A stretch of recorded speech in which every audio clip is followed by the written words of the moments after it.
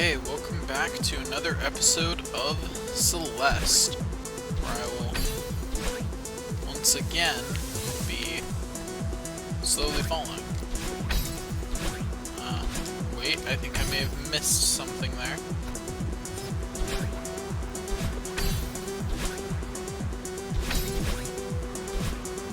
Ah, crap.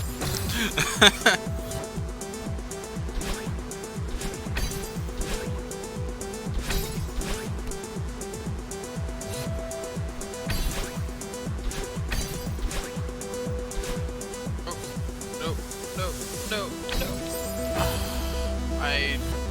I got the thing. I could have saved it. It just didn't react to me having gotten the thing in time. Oh, I definitely thought I was going to just barely pick it up, but instead, I just barely didn't pick it up.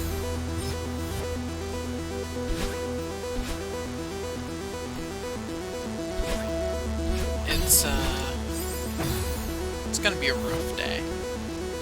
By a rough day, I mean a rough level, because this is, I've recorded everything from episode, or from 65 all today? Whatever, episode was the end of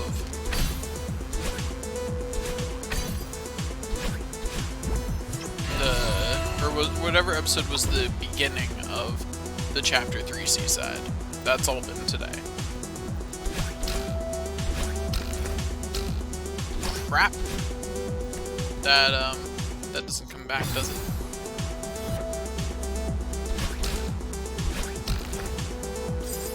I did not think that through.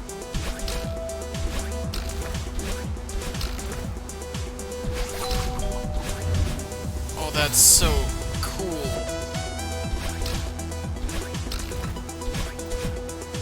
Oh, I didn't hit it. I am such a fan of this trick right here. It's awesome. I cannot express how much of a fan of this trick being a thing I am. That's totally awesome. That is rad. As soon as I figured out what was going on there, I was happy. Okay, so I gotta bounce off that, then go up. Gotta save at least one dash to get this way, probably, depending on the way the wind is blowing. I must have upward wind there. There's no other way I managed to go that far up. Right?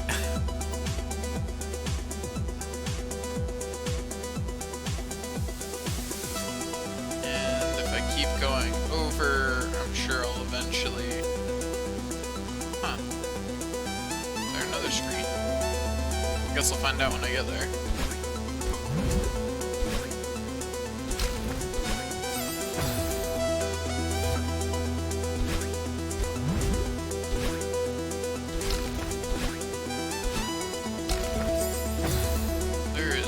Not any wind or anything here. Is there a spring or something hidden down there? I don't think so.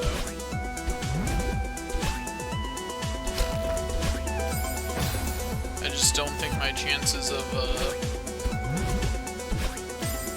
getting all the way up there are good, even if I spend both dashes as efficiently as possible.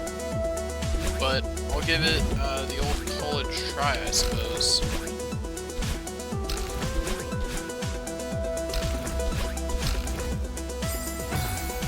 I almost made it through, and then I did not.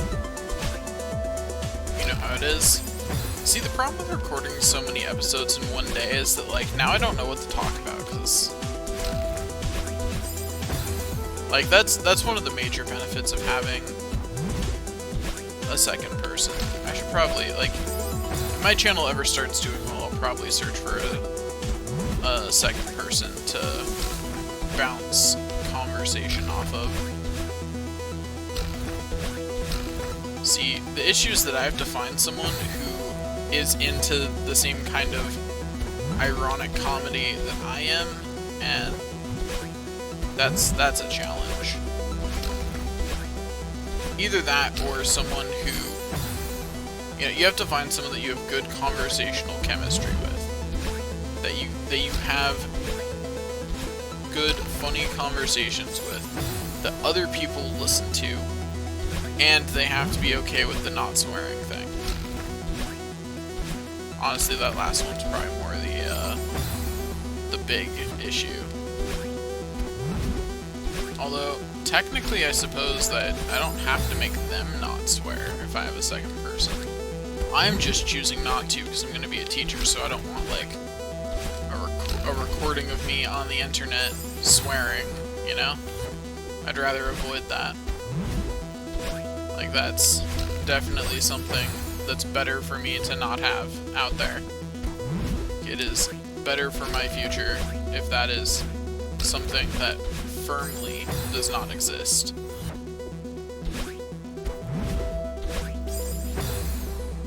You know, life is hard. No one understands. Not even me. I don't understand. Not even I understand how hard life is. The only people who really understand how hard life is are the people who die. Because they're the only ones who, you know the totality of their life. The rest of us, maybe the rest of our life is easier or harder. We don't know. We don't know yet.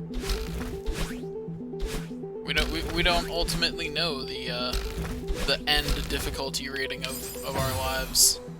We only know where it's at right now.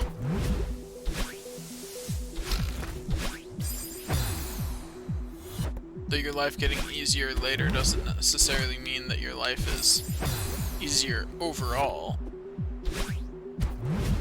I think the score on that's probably like the hardest your life ever was is a multiplier on your score, and how long it was hard, or how long it was at different levels of hardness is like a is like the additive part of your score.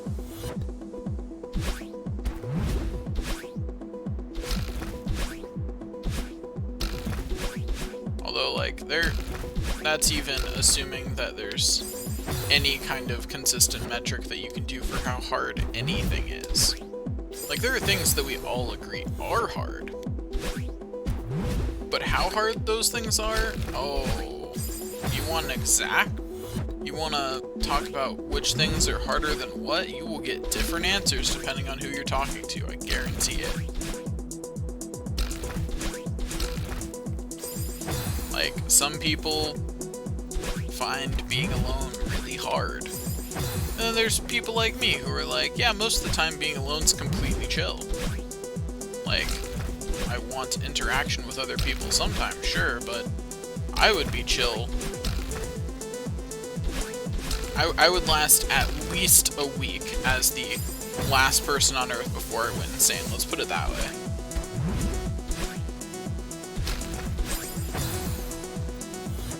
And realistically, if I had things to do and it wasn't just, you know, mope about being the last person alive, I'd probably last years before I really went insane.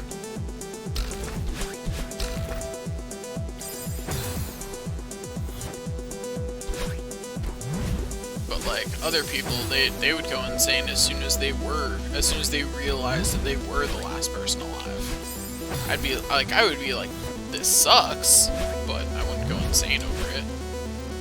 Be like, well, I guess I'll do what I can with the rest of my life, do whatever I feel like. Not much else to do.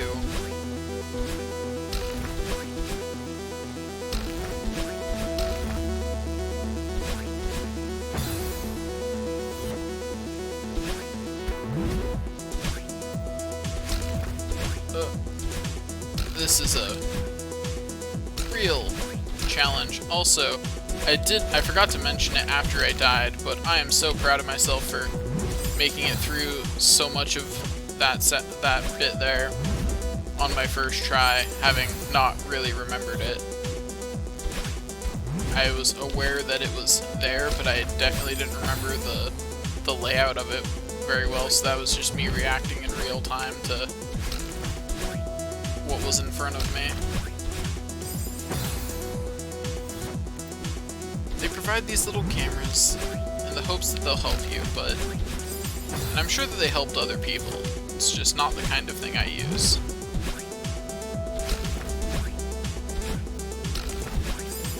No, I'm just better at, when it comes to video games at least, I'm better at just figuring it out by doing.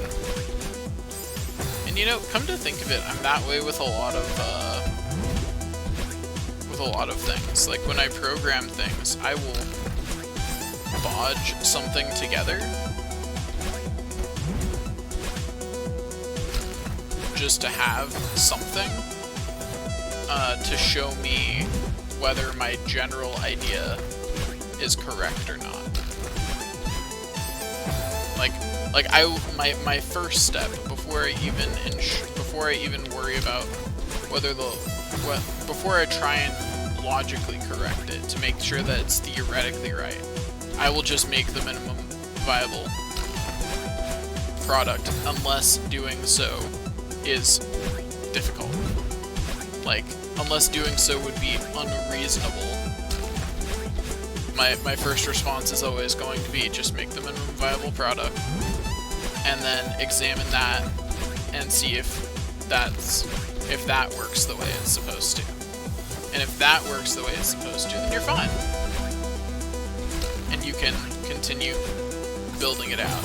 And that's the way I am with everything, really. That's the way I am with music, too. It's why I'm much better at just improvising jazz than I am at composition. Though I'm working on composition. But it's because I just do a much better job of just feeling the flow, figuring that out, than I do at planning it super far in advance. Not my thing. Which is really funny, because I'm actually, like, all my friends call me super logical. And I'm like, nah, not really. I'm very philosophical, and I will talk logically. But I more use logic to analyze my own illogical actions than actually use logic to determine my actions. You know, I'm very much aware that humans are a rationalizing creature rather than a rational creature. You know, on some level you just gotta embrace that.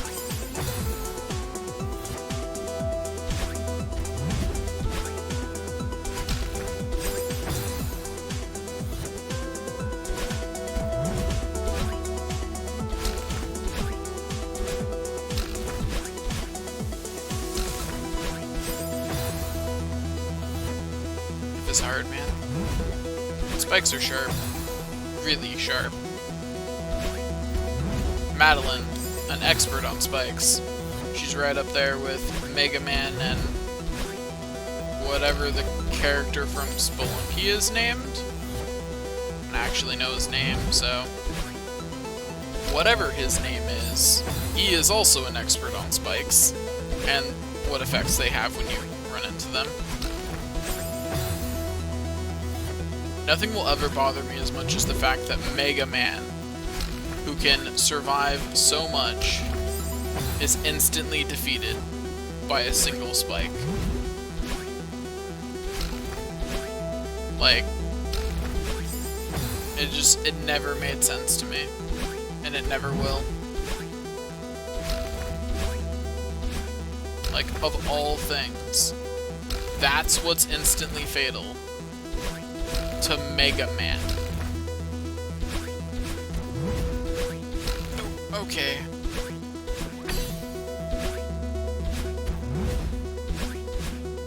No! At least I made it further that time. There's that. I continue to be disappointed with the general not conquering of the level, though. I don't know why I stopped going right preemptively there.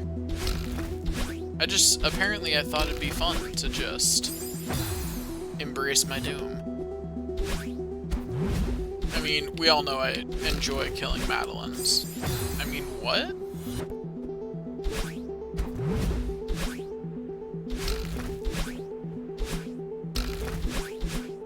That'd be the most surreal thing ever if one day this is brought up in court against me out of context. There's like, they just use the recording of, we all know I enjoy killing Madeline. And that's just brought up in court against me because there's some missing girl named Madeline who happened to be somewhere in my area. And it's like, but I was referring to a video game character. I was making a joke in the context of a larger thing. You know, it's one of the things I worry about, considering that I'm now recording for posterity. Effectively me saying random things trying to be funny is like, there's gonna be so much in here that could be incriminating out of context. So much. In context, it'll make complete, perfect sense. But like people will ever care about context, you know? People care about the specific thing that you said, not about context. They don't care if the context that you said made perfect sense and clearly wasn't the meaning that they're getting offended or upset about.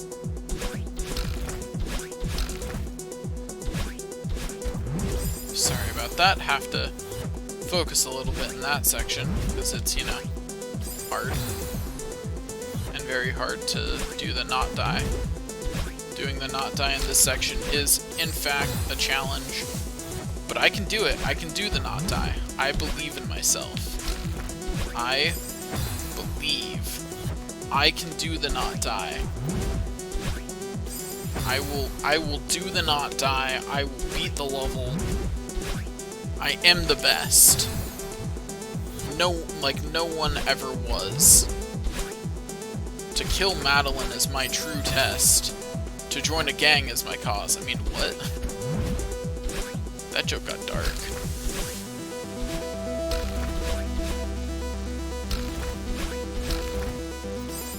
Oh, whoops. Went to the left a little too soon there.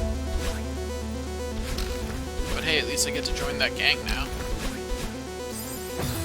What if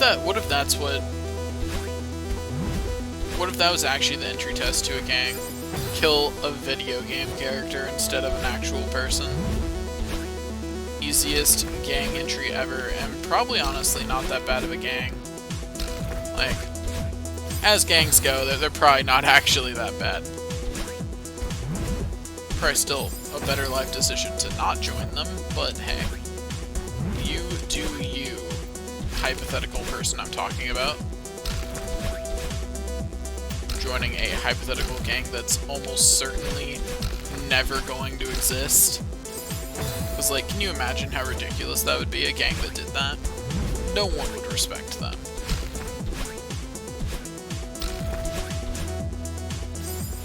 They would have zero respect for them. They would be able to do nothing. And I was really hoping that this episode would be able to be at normal speed. But clearly, it's not. Clearly this episode will 100% be sped up. Also, may I just express my disappointment with Reflection that it didn't feature any evil Madeline. Like, that's just a general statement. I'm disappointed it didn't feature any evil Madeline. Oh, life is hard. Life is over for Madeline.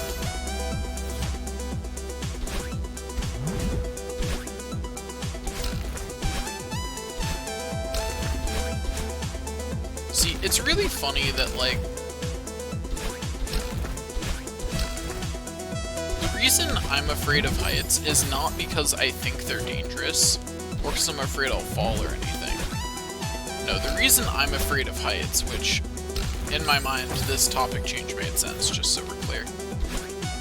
The reason I'm afraid of heights is because I'm afraid that I'll have, like, a moment of insanity where I, like, think something like, I bet I could make that jump, and it's, like, obviously one that I couldn't make, or something really dumb like that ends with some temporary moment of insanity, that ends with me throwing myself off the cliff. Now, I don't often have moments of insanity. Can't really name any particular ones that I have had.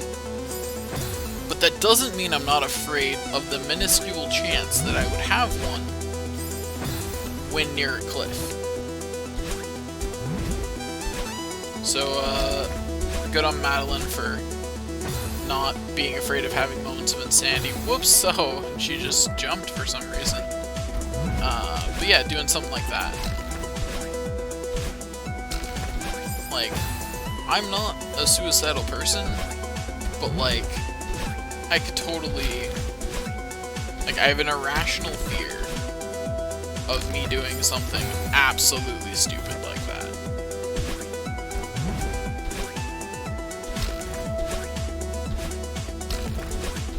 It's the same reason I'm not super comfortable being around guns or anything like that. Like, I'm more comfortable around that than I am around heights, though.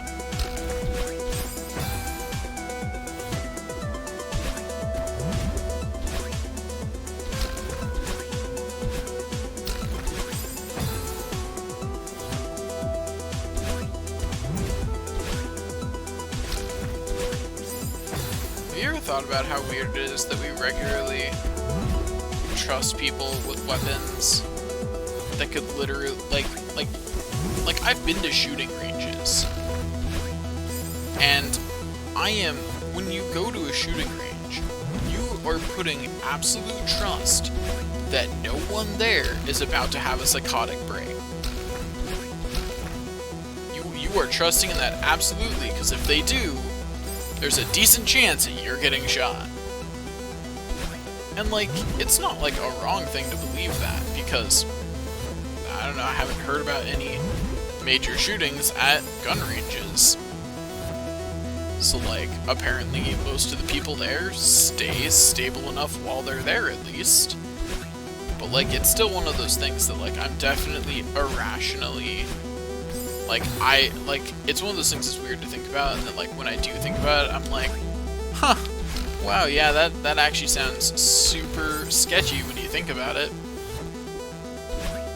Of, like, when you go to a gun range, you are trusting everyone there to not go, to not have a psychotic break. Because if anyone there has a psychotic break, there's a chance they're going to shoot people. Now, granted, because all of you have guns, if someone is about to, you know, go off like that, there's an extreme likelihood that they only manage to shoot, like, one person or so before someone reacts and fires back. But still, like, it's a mess. Like it would be a mess, and it's one of those weird things that, like, we know people go insane, we know people go criminally insane, but we still trust that people won't in that specific place. It's weird. Weird to think about.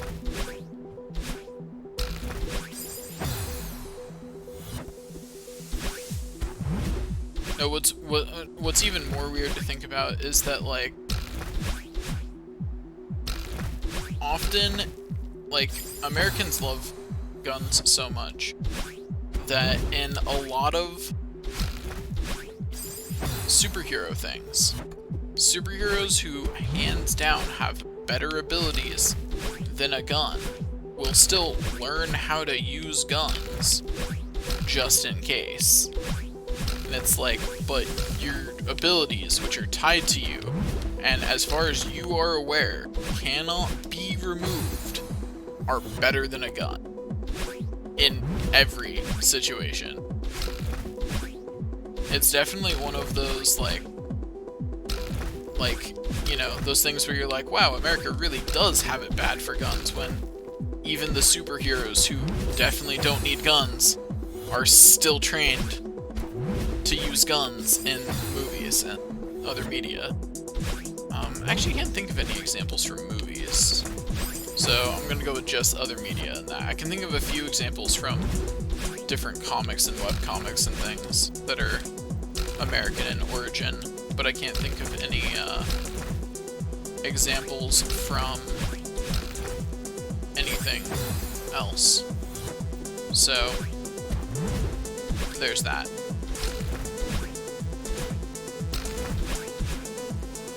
Yeah, it's one of those things that's, like, weird to think about. It's weird to think about how, like, weirdly attracted to guns our country is. Because, like, on the one hand, I agree that militias should be a thing that can be formed. On the other hand, back when I very much agree with everyone's right to have a musket. Hands down agree with that. People's right to have assault rifles is pointless. And it's pointless for a couple of reasons. Like, the first is, that's way more firepower than you're ever gonna need in home defense. And also, because... and also you're better off using a pistol for home defense anyway. Just because that's likely to be what you're...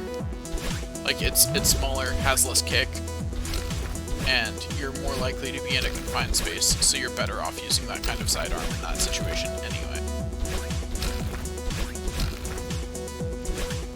But it's like... I always find it funny when people are like, you know, we need the public to have access to guns, because we need to be able to stage a revolution if we ever need to. And I'm like, dude, what are you gonna do to air support? What are you gonna do to tanks? Your assault rifle's not gonna do crap against that. It's not enough. Like, you need to have... If you want that to be a realistic thing, that...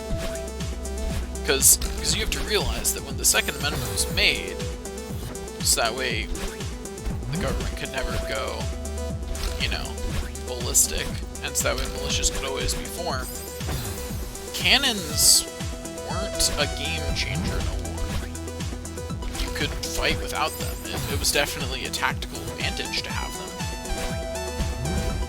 But they had yet to develop artillery of the grade that we have now, where, you know, the ability to load said bombs onto planes and just blow someone off the face of the planet, you know?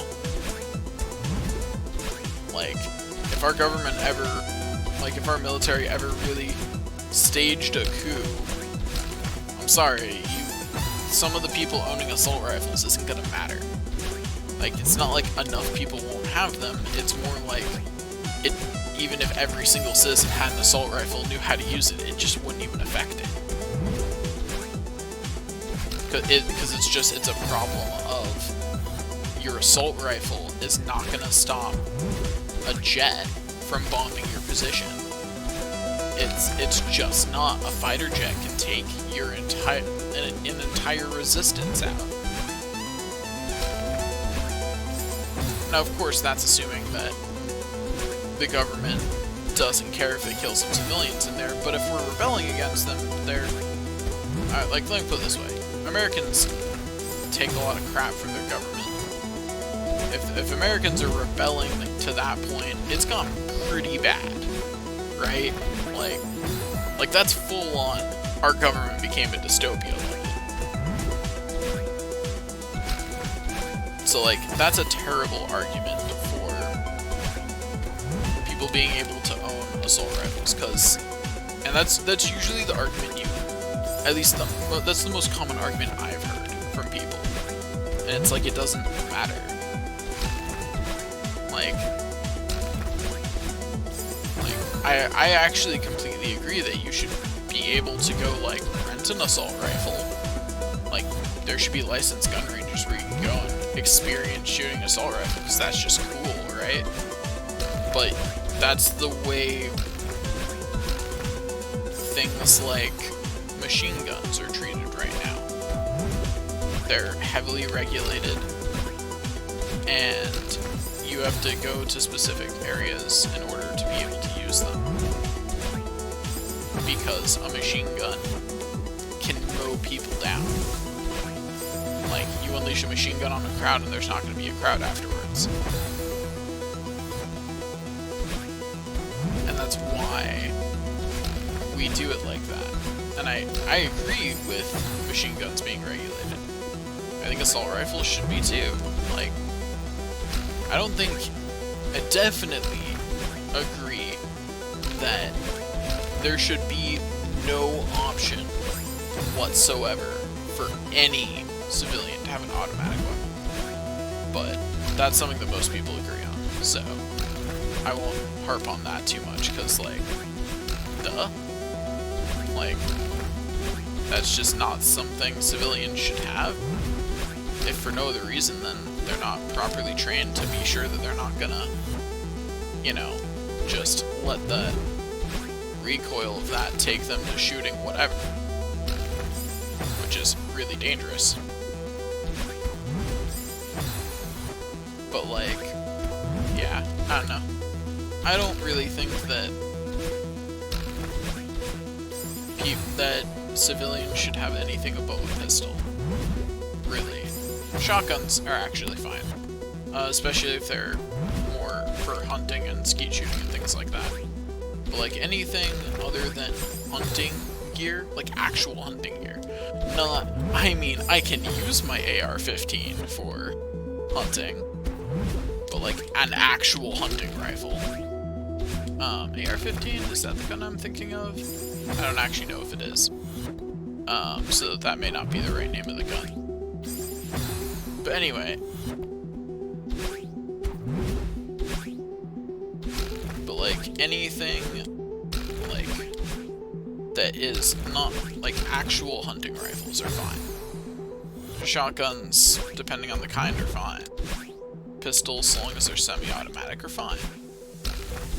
Like, rifles get really questionable if they're not hunting rifles.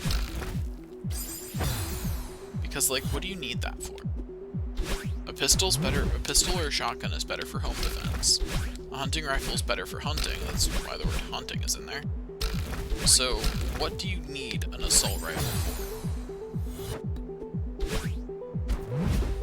There's not really a lot of reasons to have one. Like, the only real reason I can think of is the novelty of having one. And, like I said, I totally agree that people should be able to, like, have special, like, gun ranges they can go to where they can go fire one. And then if you want to be able to own one, you just get a license to run one of those gun ranges. And then you can have one now. Because that's exactly how that would work. Gosh darn it. This is going to be a long episode. On the bright side, after this episode, I get to go eat dinner, so there's that.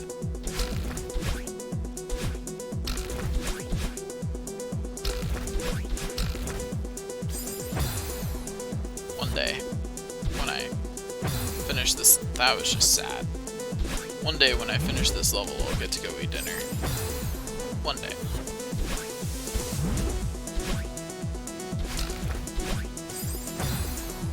One day, far in the future.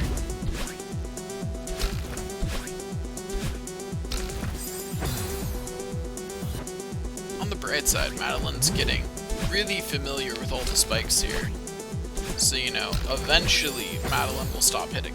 Because remember, it's not me that's hitting the spikes, it's clearly Madeline. Clearly, I should blame Madeline for me hitting spikes. That's definitely what's happening.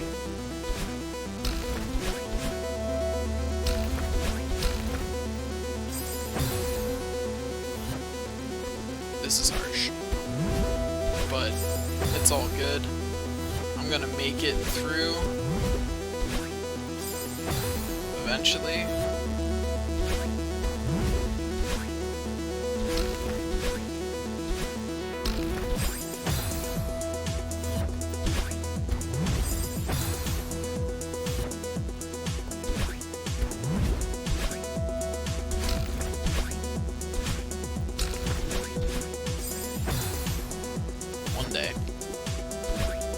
One day I'll make it. Hopefully that day is this day.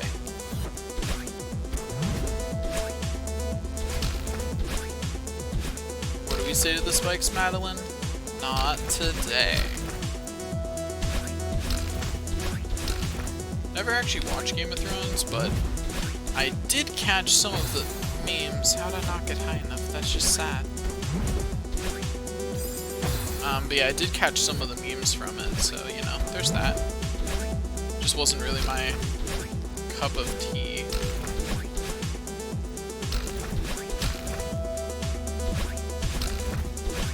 To actually watch. Well, that went great.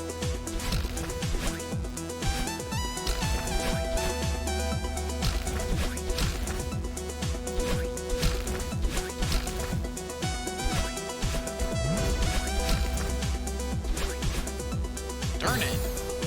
I was so close to actually at least getting back to that section, like...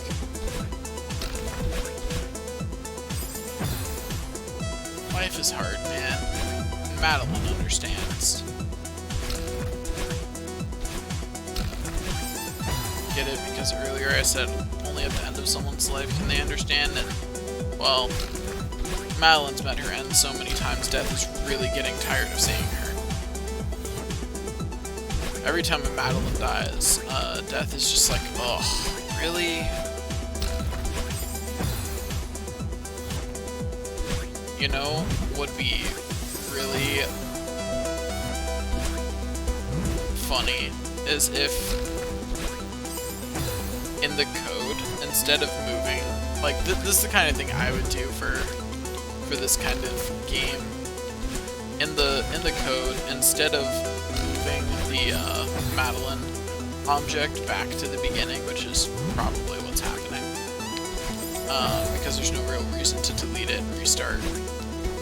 I would 100% delete it and restart just so that way I could have the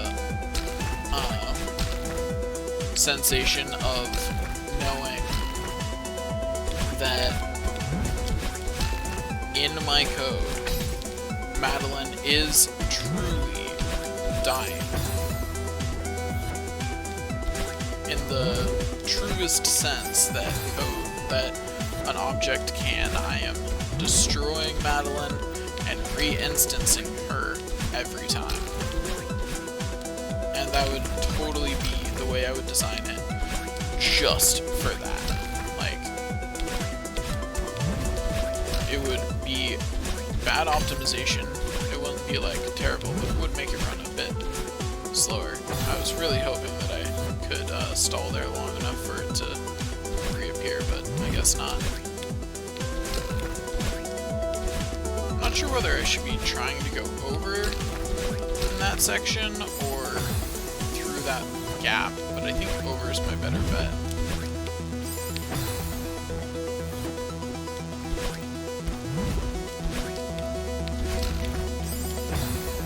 I tried to hit the jump button to dash instead of the dash button, and I could not tell you why my brain did that. My brain was like, this is the dash button now. And it was still not the dash button. Just like saying you're the captain doesn't make you the captain.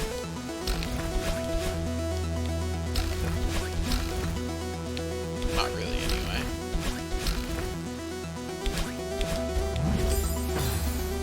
Darn it.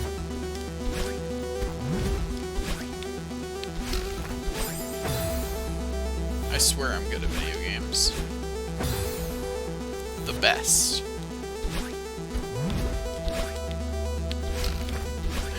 Oh, so by now I will have announced my Twitter, and I'd just like to draw attention to the fact that I love my current YouTube and Twitter bios. I think it's great.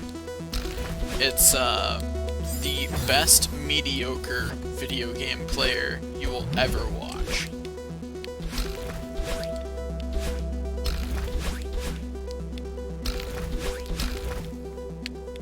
And it's so beautiful in so many ways. And I just love it. It'll probably be my Twitter bio for quite a while. Even if I add things to my Twitter bio, it'll definitely still be in there for a while.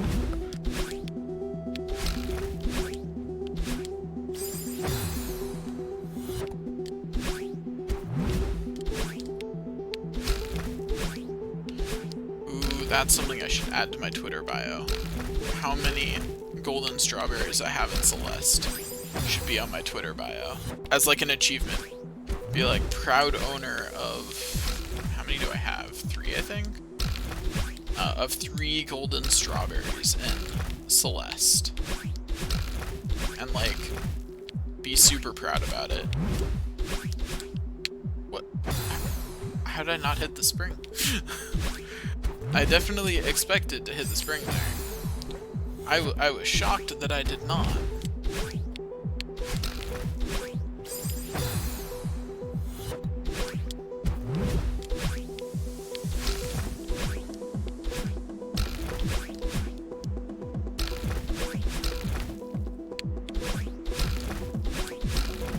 Okay, I can do it. And by do it, I mean I can die. I am fully capable of death. It is something which I am good at. Death is my oyster. Look at me go.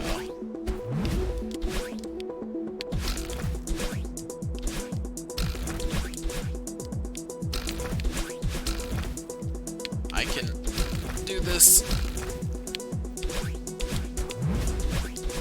I did it though. But hey, at least on the bright side, there's pretty snowflakes. Look at all these pretty snowflakes falling down. I'm surprised I didn't comment on them in any of my videos yet, but at the very least I don't remember commenting on them. Though, I've talked before on the channel about how easy it is to forget things that you've talked about when you're doing things in this kind of format. Darn it. That is definitely not the direction I meant to dash. That was definitely supposed to be a sideways dash. I thought I was going to hit the spikes. I thought I had missed the spring, so I was not ready to still be alive.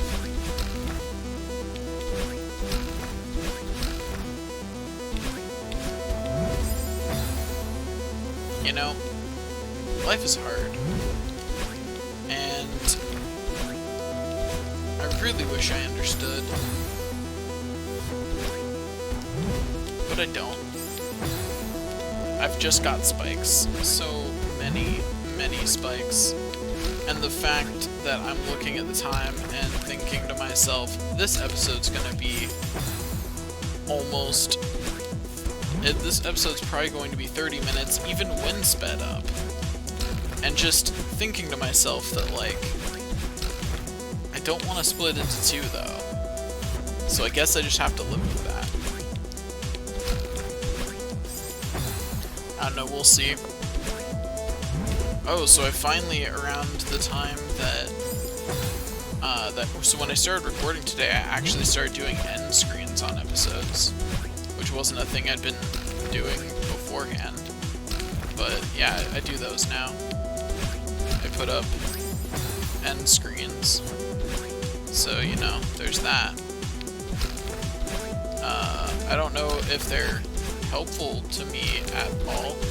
I mean, I don't have enough viewers yet for them to really matter, because, like, most of the people viewing any particular video on my channel are either there for that specific video, because they want to watch that specific video, or they're there, to hate me. No, wait, no, that's not quite right. So they're either there for that specific video, or they're one of the people who watch, like, all my stuff. In which case, they watch all my stuff, an end card isn't super meaningful for them. So end cards won't matter for me for a while, but I figured I should get into the habit of making them. So that way if one day I make it viral, they will matter.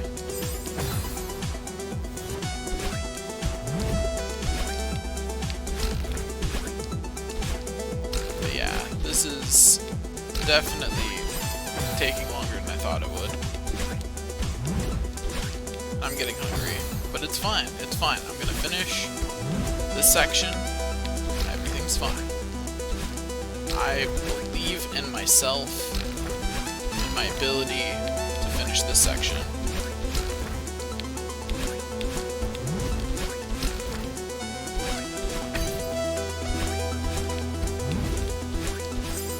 Oh, well, I mean, at least I died like a true hero, doing absolutely nothing worthwhile.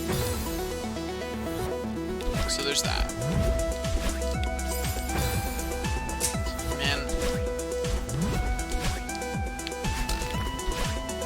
It's okay, I'm apparently just going for that hour-long episode, you know?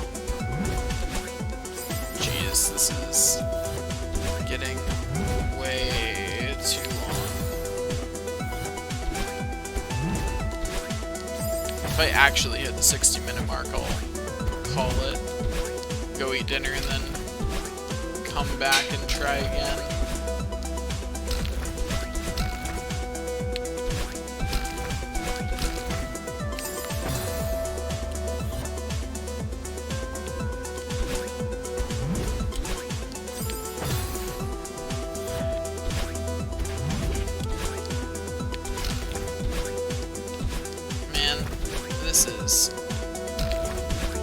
It's okay. I gotta stay positive. I'll make it through the section eventually. Gotta stay positive on that I'm going to finish it. You know what? I haven't done that bit in a while. This is the run. This is it, right here. This is the practice run for the real run, which is now.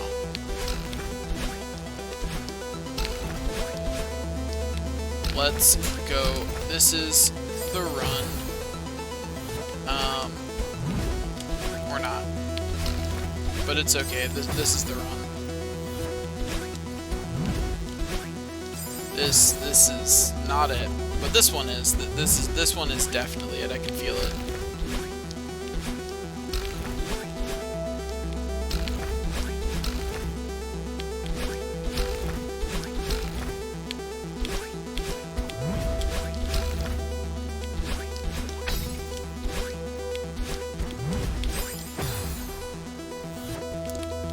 Life is hard.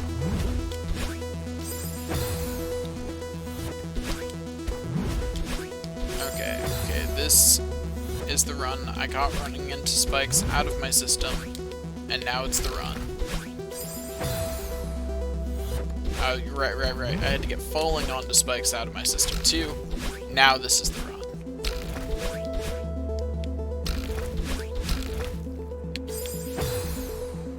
Apparently I needed to fall on spikes a second time, and run into spikes a second time to really get it out of my system. That's just unfortunate.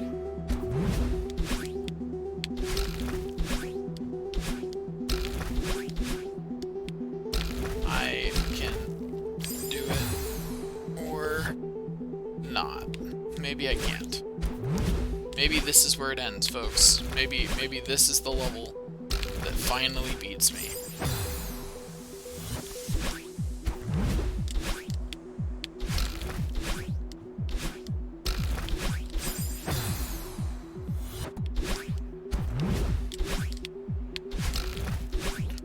I can do this. I believe in myself. myself and my dream. And spikes. I also believe in spikes. I didn't want to believe in spikes, but I've hit them enough times now that I find myself convinced of their existence. I did not intend to believe in spikes, but spikes are definitely a thing, and I definitely believe in them.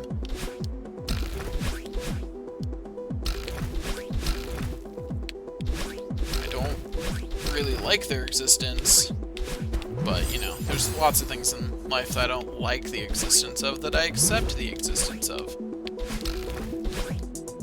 Like, I don't know. Property tax? Rent? Although those things I at least accept the necessity of. Spikes are just rude. They don't need to be here. They're just here to ruin my day. They're just here to make life harder.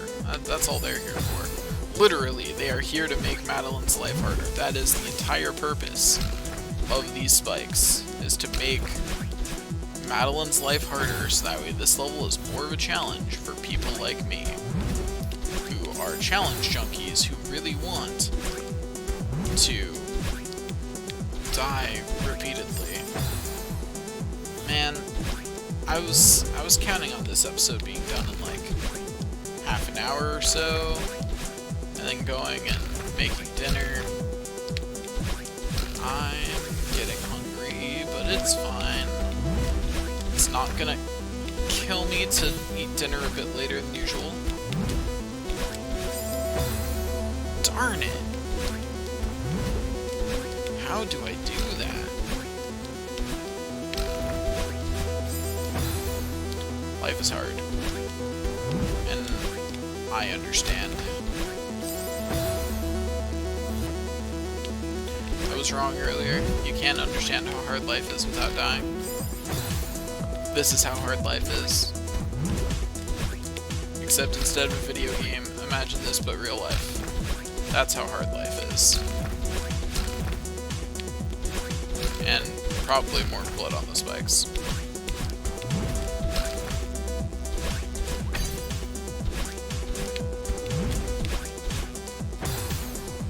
That's just saddening.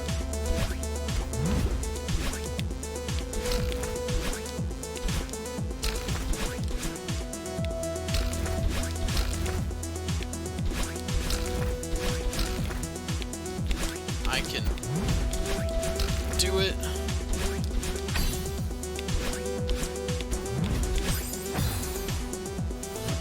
Life is a real challenge.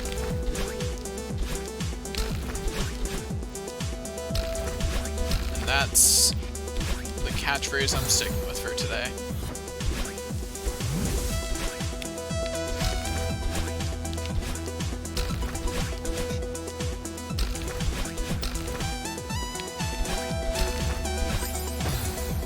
Well, I think I'm gonna give it a solid 2 more tries, and then go take a breather. I'll probably upload them in the same episode, so from your guys' perspective, I'll just keep playing. I'll just pause and then resume playing. From my perspective, I will have gone, eaten dinner, and taken a solid break. Maybe record a Pokemon Mystery Dungeon episode. To do something that's not this level of Celeste for a little bit.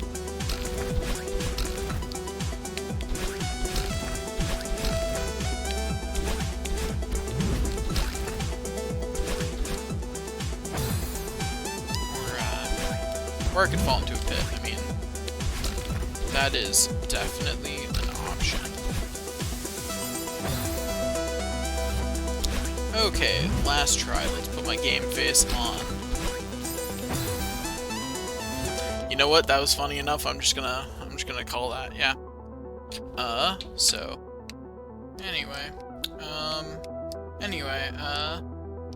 Okay, I'm back, and we're going to hopefully finish this level.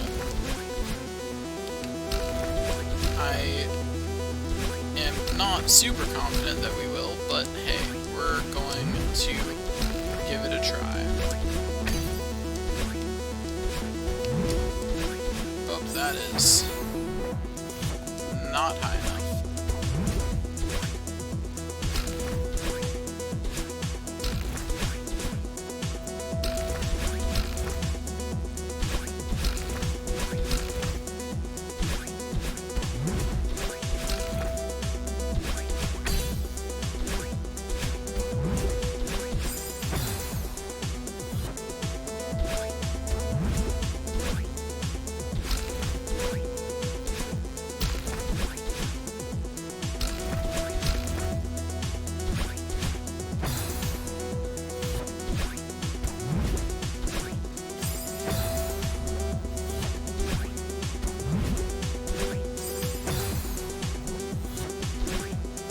Hard part about actually no, I was about to say the hard part about recording this is finding new things to say if you record this many episodes in one day, but I realized that I actually said that last episode, so you know, it really is the hard part.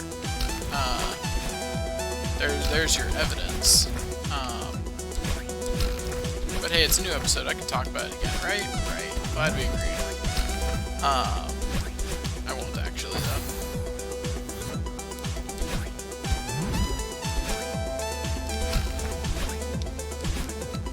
Yeah, it's interesting how much your psychological state can affect how effective you are at creative things, like, you know, talking like this. I guess that's why most artists do the whole muse thing. They put the source of inspiration outside of themselves. And I've watched some TED Talks on why that is. Though I've always been more the no, I am the one with the inspiration. It's fine. Like, it doesn't need to be some muse outside of me who's producing it. Like, that's just, I don't know. It feels like a cop-out. Like, I don't have to take responsibility for my art. It's like, no, I made it.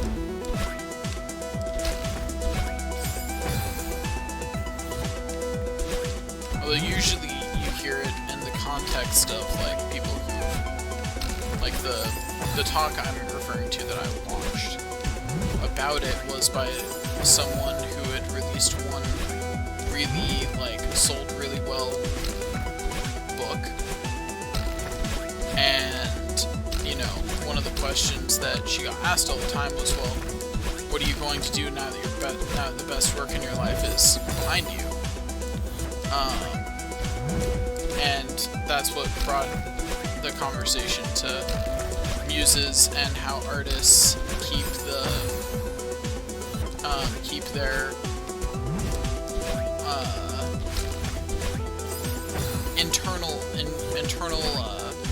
way that they view themselves stable by viewing their greatest works as caused by a muse.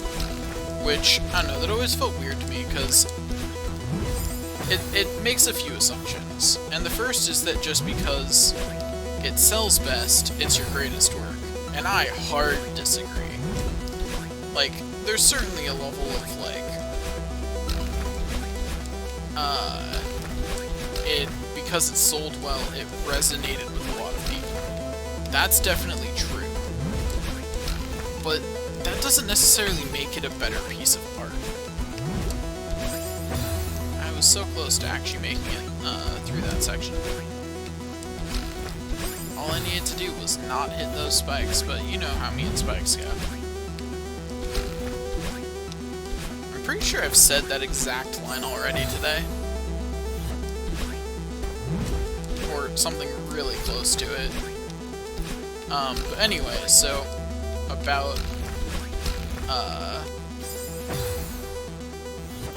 art and what constitutes good art. Because, like, art is ultimately about expressing yourself. And if what you want is to reach a large audience, then yeah, your best art will be what reaches the largest audience. But reaching a large audience isn't... I don't even think it's the reason most artists make art. Like, most people make art to express themselves to people who will understand them. And so, yeah, you can view that, like, the more people understand the art, the better it is, but you could also view it as a depth of understanding. I have expressed myself well if the people I cared about understanding it understood it. It doesn't matter if everyone else gets it or not. That's not the point. It's all about what the goal of the art was in the first place. So that's why I find it really weird when people are like, you know, this is this artist's best work, and they say that like it's an objective truth. It's like, maybe not.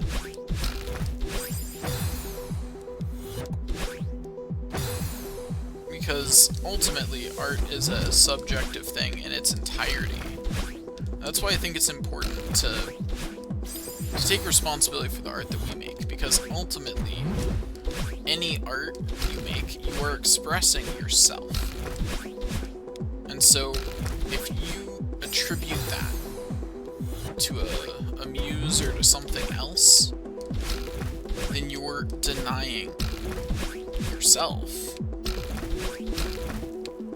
You're saying, this isn't actually a part of me. But fundamentally, art is about exploring the human condition, which fundamentally is a part of you. That's what art is. Unless you're trying to say that your art is literally divinely inspired, you should probably just stick with it being part of you. Because otherwise, you're definitely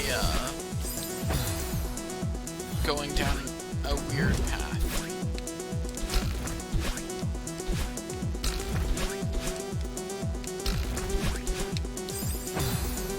I definitely thought I'd hit that spring, but then I did not. I quite noticeably did not hit the spring.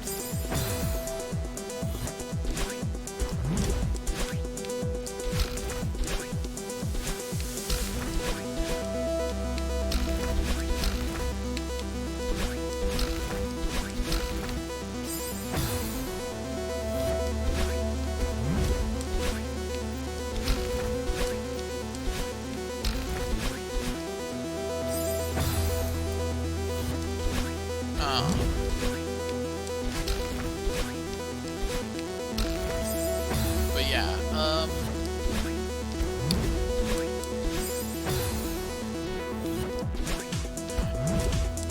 an interesting thing about art is that, like, fundamentally, because you're expressing yourself, a lot of artists will phrase that as you're expressing your truth, right?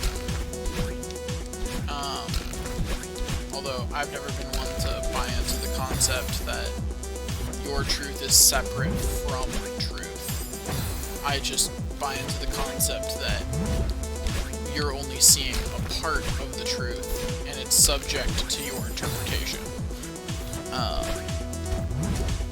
Which is similar, but different. So, one of the interesting things is, for one of my English classes at the college level, I forget which one, I was required to read a lot of stuff by Joseph Campbell, who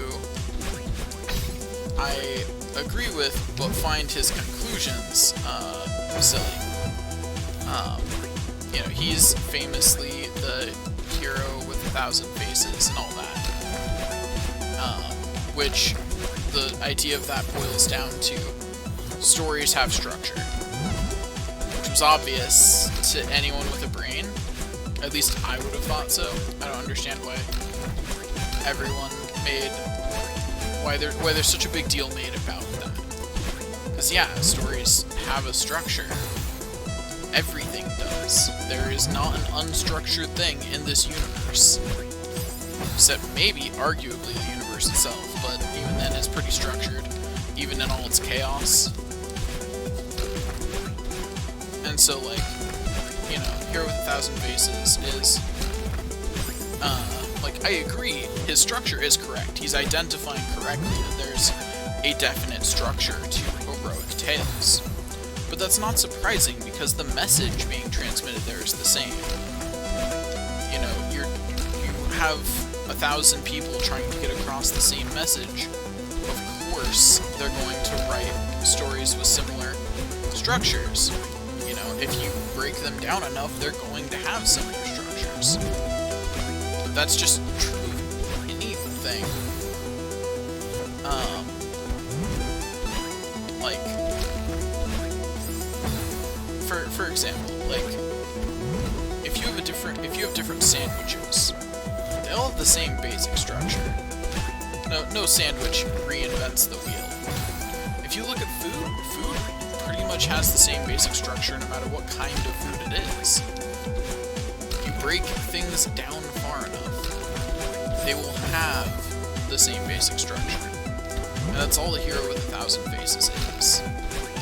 And all that kind of stuff is it's breaking down the structure, which is interesting for literary purposes, but like, he took it as a philosophy, and people who really listen to his work will take it as like some huge philosophical thing that stories have structure, and it's like, no, of course stories have structure.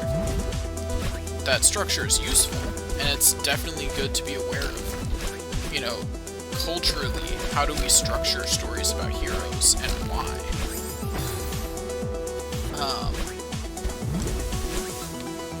You know, it's important to recognize why we structure things the way we do. But, like, the idea that it had structure, that shouldn't have been surprising. I kind of lost my train of thought. Although I have to say that the biggest thing I disagree with him on actually has nothing to do with Hero with 1,000 Faces, but has something to do with some of the things he wrote later in his life, particularly that everyone has their own truth that they're trying to tell, and his was the Hero with 1,000 Faces, and he talked about his own experiences like they were everyone's, and that bothered me for a lot of reasons. But I think there are two things that bothered me the most about the way, or about what he'd written. And the first is that he said, at some point you have to stop citing sources and just be an authority. And I'm like, that right there is a man who does not properly understand the reason why you cite your sources in academia. That's not why you cite your sources. It's not to get authority from somewhere. That's why you cite your sources when you're in high school.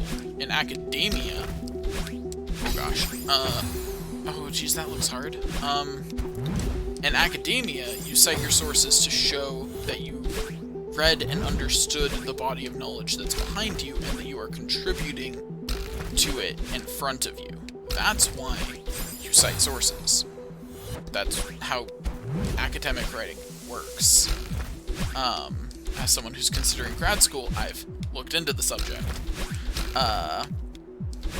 Like that's like a basic premise of how that works, and how exactly that works varies by discipline, but the basic concept doesn't really change. Definitely shouldn't really change, no matter what discipline you're going with. So that was one of the things he said that really bothered me. The other one was that he effectively, and this is in the same book, so the same piece of writing, he drew the connection that because he, despite having thought that he'd grown and changed, was saying basically the same things now that he was 20 years ago. Therefore, that's the truth for everyone. Which, like, there's doing a study qualitatively, and then there's straight up not doing a study. Which is what he did. He did not do a study. He asserted a fact with the authority of a famous professor on something that, an idea that ultimately doesn't have much merit. Like, we know that people change. That is an undeniable fact of life. Sometimes an unfortunate fact of life. If you ask any divorced couple, I'm sure they'll inform you of how unfortunate it is that people change. Or how unfortunate it is that they don't. Depending on what their view going into the marriage was. But, like, people change. That's just a fact. You are not the same person you were 5 years ago. You might be similar, but you're not the same. And it really shocked me that someone who's renowned in the literary world, who's I've been told about since high school, probably since middle school, actually. It was probably the first time Hero with a Thousand Faces was brought up in a language arts class. Whose work effectively is this huge authority on writing, and people would say that, because that's just such a... I would say that in an actual academic work. That he would say that, not that surprising. Professors are entitled to their own opinions, just like any other human. But that he would say that in an academic work was really surreal to me. Like, that was super weird. Like, I could not believe that was said in a real academic setting.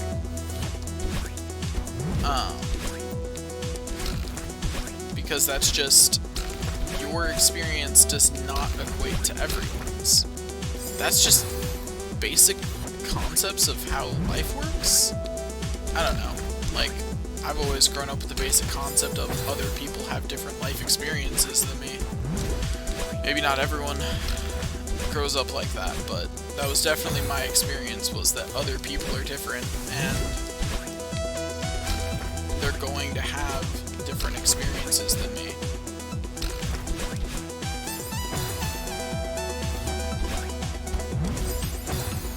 And so it's really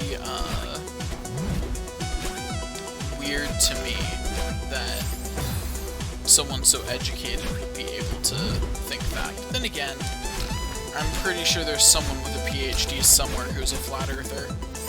As depressing as that sounds.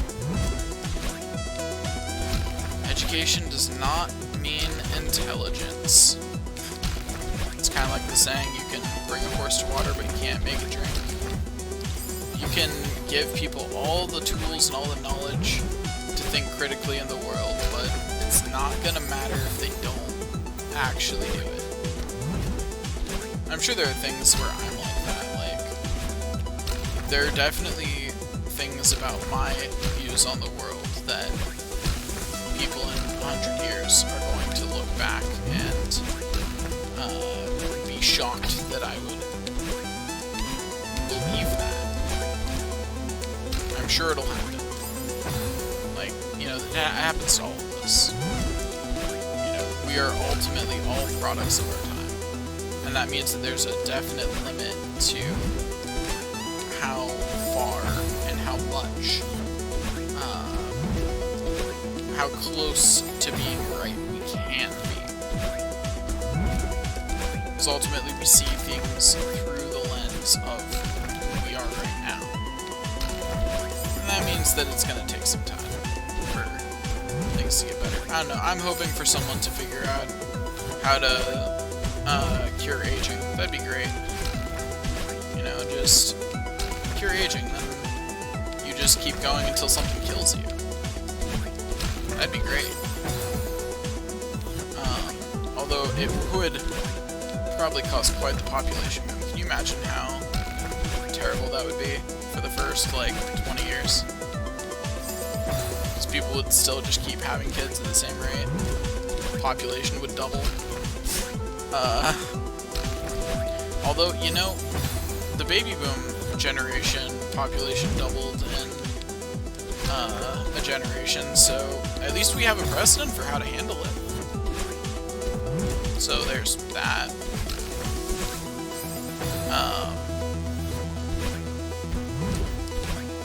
But yeah, I don't know, I don't have anything else to talk about on this topic. I was really hoping that by the time I got to the end of this ramble, I would be done with this level. That was definitely the hope. That was 100% what I was hoping would happen.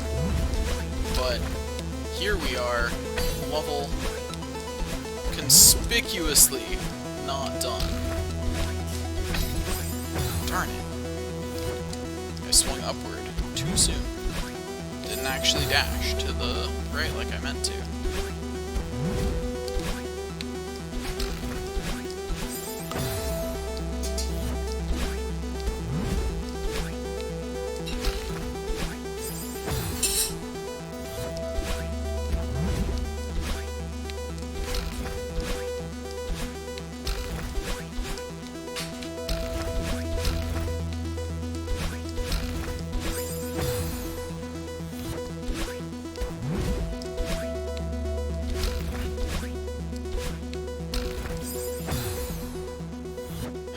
Life's hard.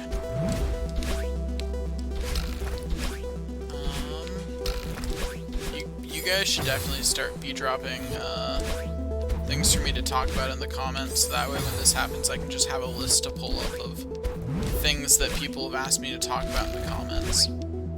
Although, by the time this video's actually up, I'll probably have recorded all the way through Link's Awakening, so don't expect them to be talked about anytime soon. But still give me topics. I'll get to them eventually. I could definitely still use them, because, man, there is a lot of time as I die repeatedly in various video games for me to talk about whatever you guys would like to hear about.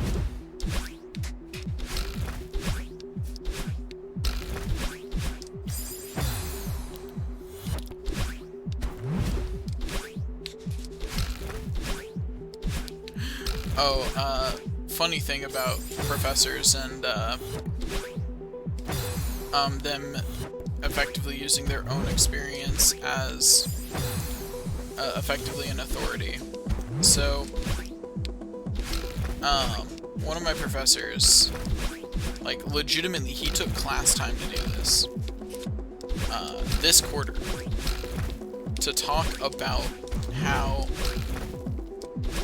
he has cut salt out of his life. And this was in a computer science, no, teaching course, excuse me.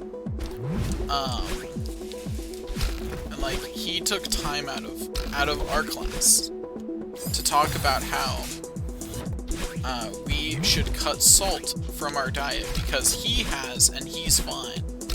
And like, I'm not talking like not eat, you know, cut back on salt. I'm talking like he makes the claim that he hasn't cooked with salt in like 10 years or something. I forget what the actual number was, but it was some high number of years.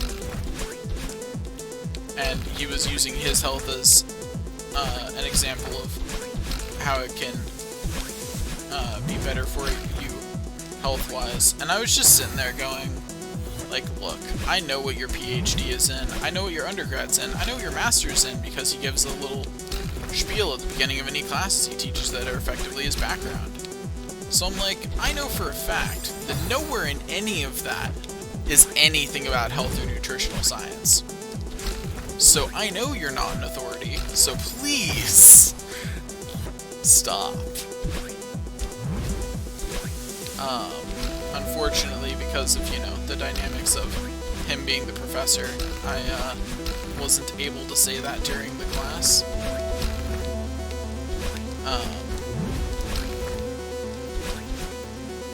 But yeah, it was just...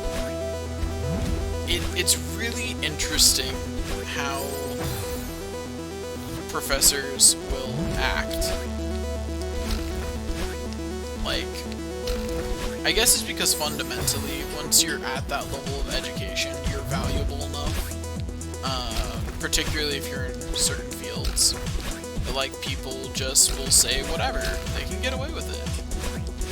So people will just do whatever.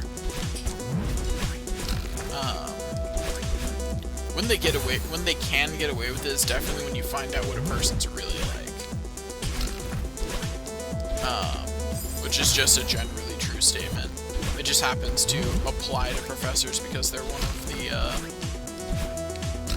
types of jobs that's really hard to fire someone from if, you know, they get tenured. That's kind of it. You know, they pretty much cannot be removed from that.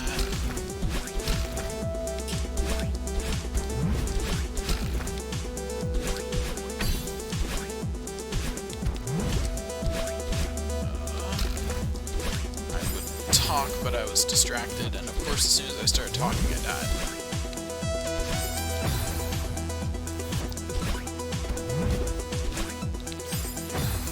Okay, let's go. This is the run.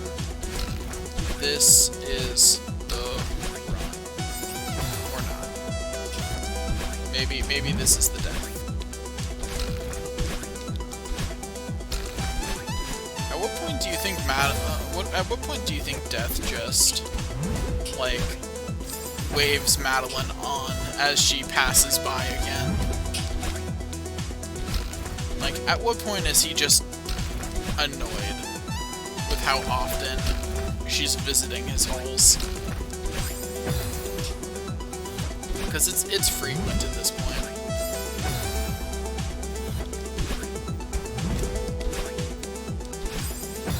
Like, there's almost as many Madelines in there as there are Marios, and Madeline's only got one game.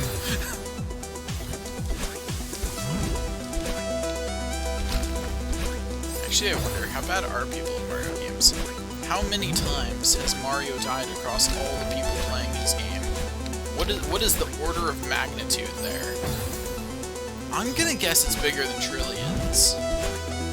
Well, no, because even across all the games, they've only copies sold is still only in the millions, or maybe a billion if you add up, in the billions if you add up all games. So overall, probably, well, has every one of those copies had at least 100 Mario deaths? Maybe. I'd bring it up to the vicinity of somewhere around 100 billion. I don't know, that'd be an interesting theoretical project to do. You know, actually, like, math that out, like, look at how many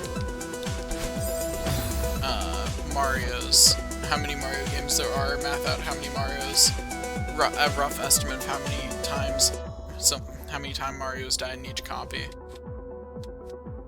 Okay, I'm now back having finished my food.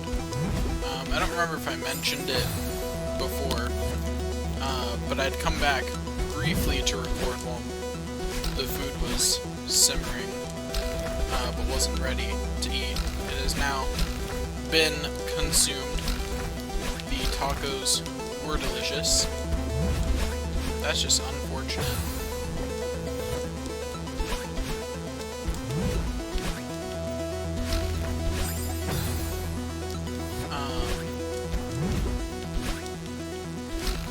But yeah, food was good. I don't remember what I was talking about before. before I left, so hopefully it wasn't important.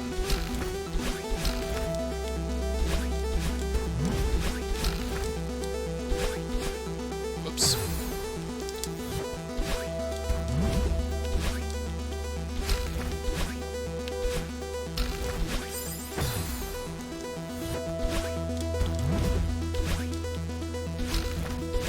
So, like, lore-wise, why does this mountain love spikes so much? I get what the game designers do, but what's up with the mountain? This thing is covered in spikes, and we know that it apparently can reshape and control the things around it. Though it's unclear whether the mountain actually has a will, or if it's more like just a passive power that it applies everywhere. Question stands though, what's up with all the spikes? Because either way, whether the mountain is conscious or not, this is still an unconscionable amount of spikes. See, that pun almost worked until I mispronounced unconscious. However you say that word. My mouth apparently does not want to say it right now. It was a good pun too. It's a real shame. But you know, these things happen when you are doing this kind of unedited thing, right? Like, I don't get a second take on that. That's just how it is.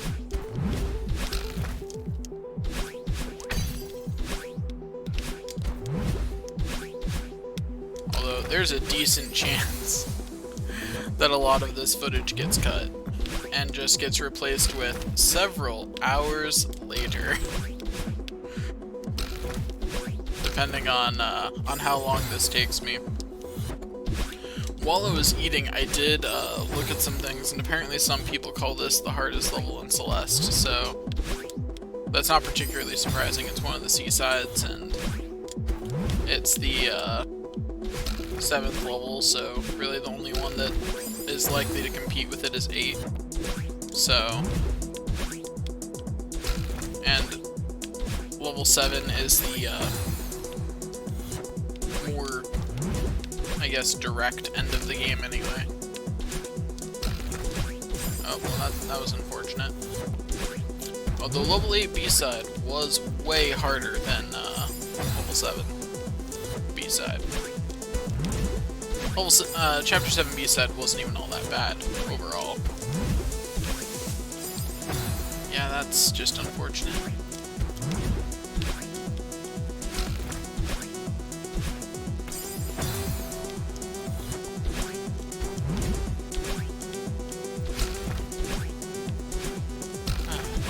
I just want to finish this today, and then I'll call it good on recording Celeste for the day. But I want to beat this level.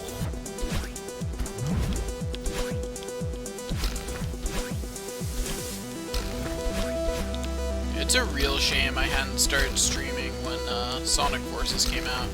It would have been a lot of fun to meme that game. It would have made the 5 hours it took me to beat it a little more enjoyable. And was it even 5 hours? I don't even think it was that long. And that was with me doing some of the extra stuff. Like, I didn't even rush it. I was taking my time.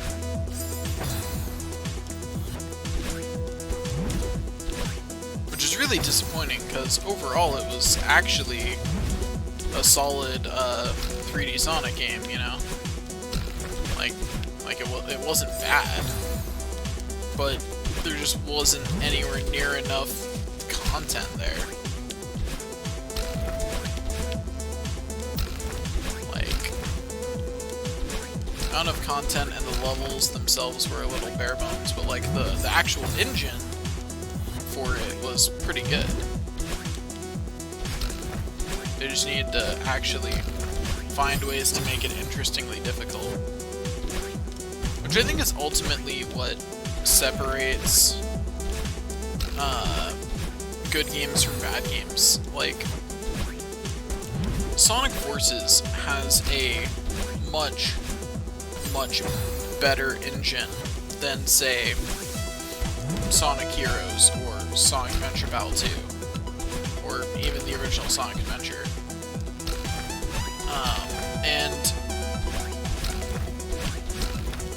like, sorry, getting distracted by the difficulty of the, oh god, I'm so dead. But anyways, what I was saying was, it has a much better engine, but it's not as good of a game.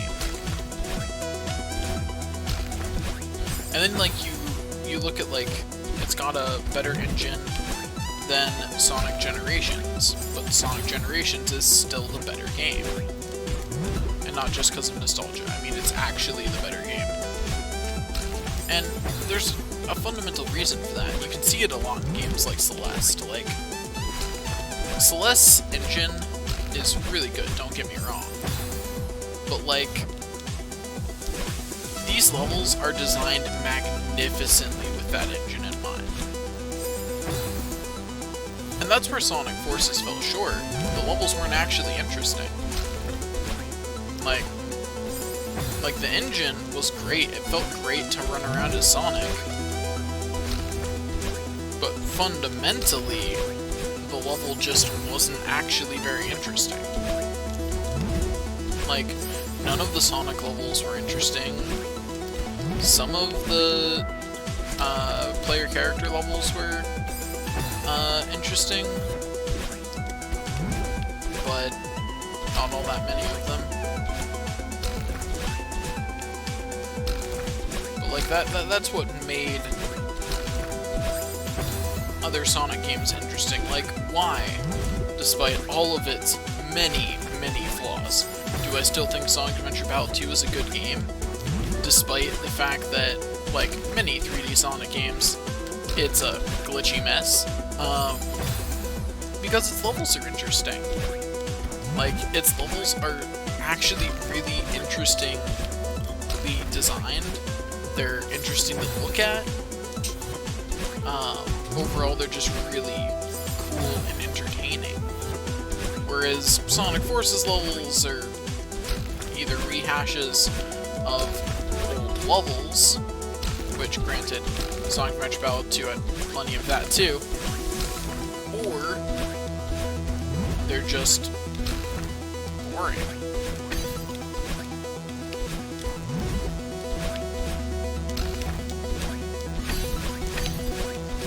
Darn it. The worst part about that bit at the end is, like, it's definitely hard, but, like, it's gonna take me so long to get through it just because I don't get very often to practice it.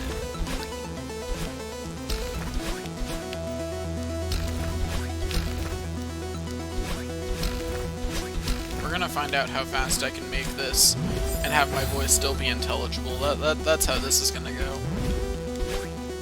How fast can I play this, this and still have you be able to figure out what I'm saying? I think the speed I've been using is probably it, but we're gonna see if I can make it just a little bit faster with some editing magic and still have it be intelligible. Specifically, what I'm going to do is I'm going to manually lower the pitch, so that way I can speed it up more. You'll still get the high voice, but it won't be the really high voice that you get at 2 times speed.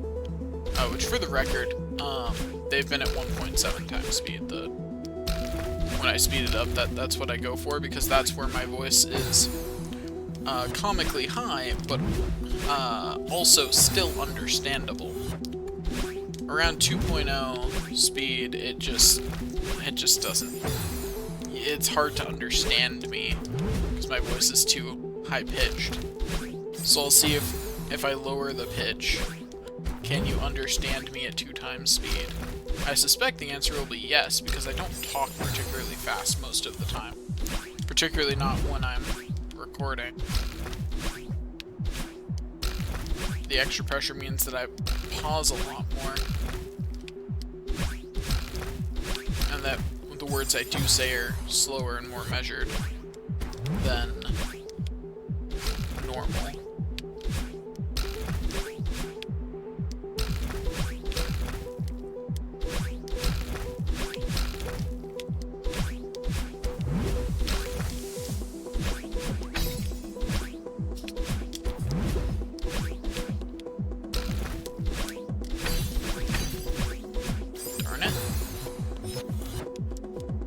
I'm at an hour and a half at this point.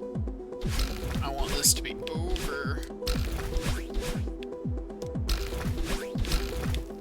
By the way, if you want to figure out the exact level of speed up I did, do it with the calculation that right now is 138 minutes.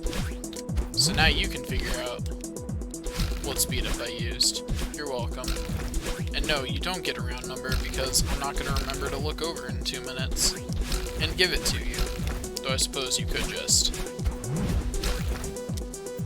Well, that's unfortunate.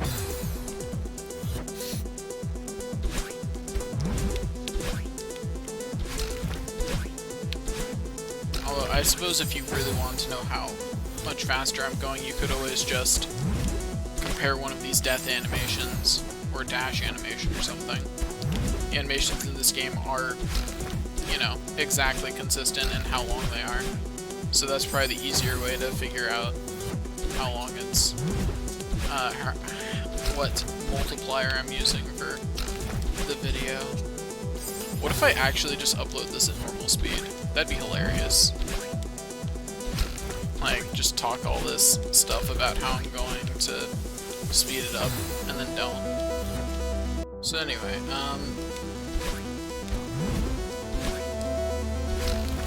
it's really weird to me.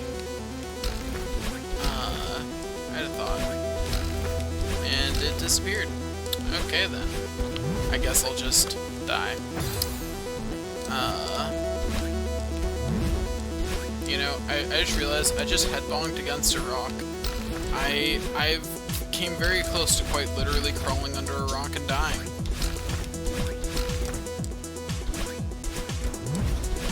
At least as literal as you can get when dealing with a video game character anyway.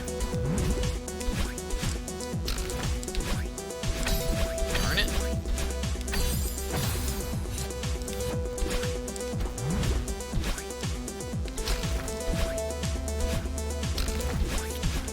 Anyway, so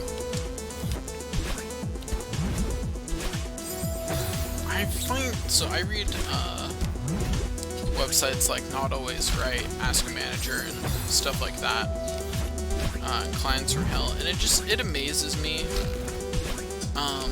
how many people just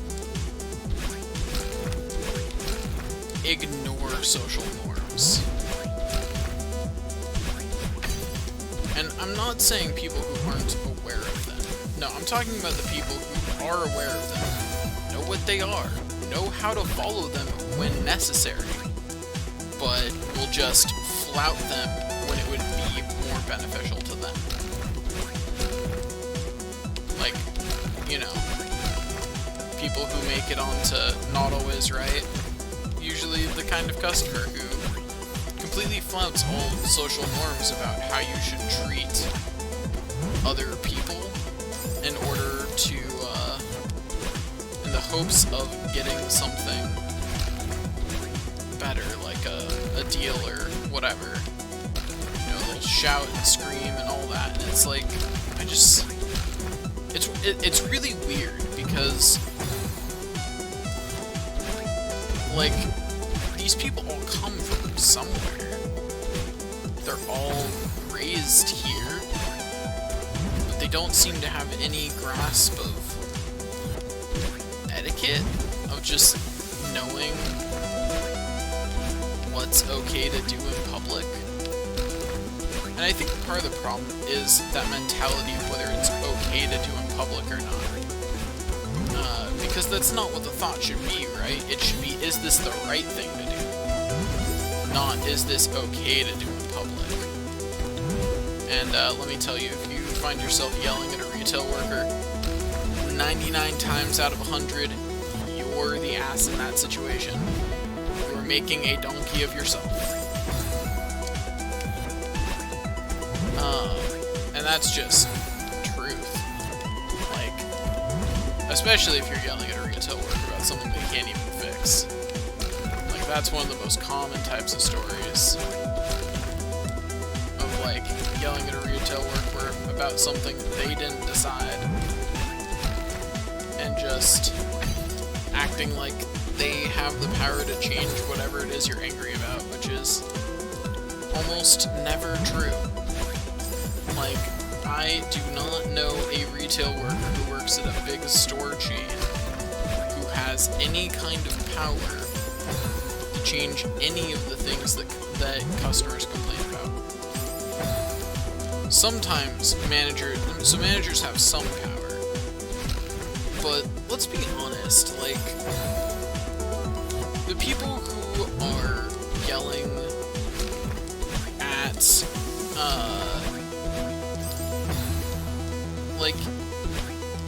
yelling at workers, at retail workers, isn't something people do because they want to see change. It's something they either do because they snapped, or they're the type of person who really misses the days when there were lower social classes that they could beat up. And that's kind of like the main reason they're doing it, right? Like, it's a show of power and privilege and being in a situation where they can yell at someone else. They're taking advantage of the fact that the other person has to be polite to be mean to them. And, like, the fundamental problem there is that you can't teach someone like that manners. Because they don't want to learn manners, right? Like, that's very much not on their agenda. You can't teach them to be a better person because they know that what they're doing is wrong. You know? You can't teach someone how to be better if they're reveling in doing something bad. Like, they might get better in other ways, but in that way, they're definitely not. They will continue to be that person, well, until they decide that they no longer want to be that person.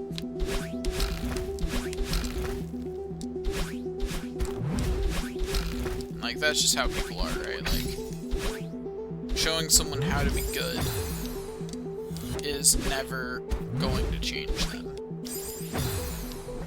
And that's fundamentally the problem with the common approach that people take. Because, like, what you actually need to do, what society needs to do, is put in place measures where people can figure out what those people want, and then systematically refuse it. And what those people usually want is someone who's forced to listen to them yell. That's what they want. Just like how every person who works in a call center doing support, and many librarians, knows that when an old person calls, who's there's a certain kind of old person who will call for help frequently, not because they need help, because they want someone to talk to, because they're lonely. And, you know, they're just taking advantage of the fact that the call center people have to listen. They don't have the choice to not listen. The lonely old people aren't that bad. Like that's definitely like that's low on the priority list of things we should solve, at least as far as how they're affecting other people. We should probably solve the problem at the root, but that's a different issue.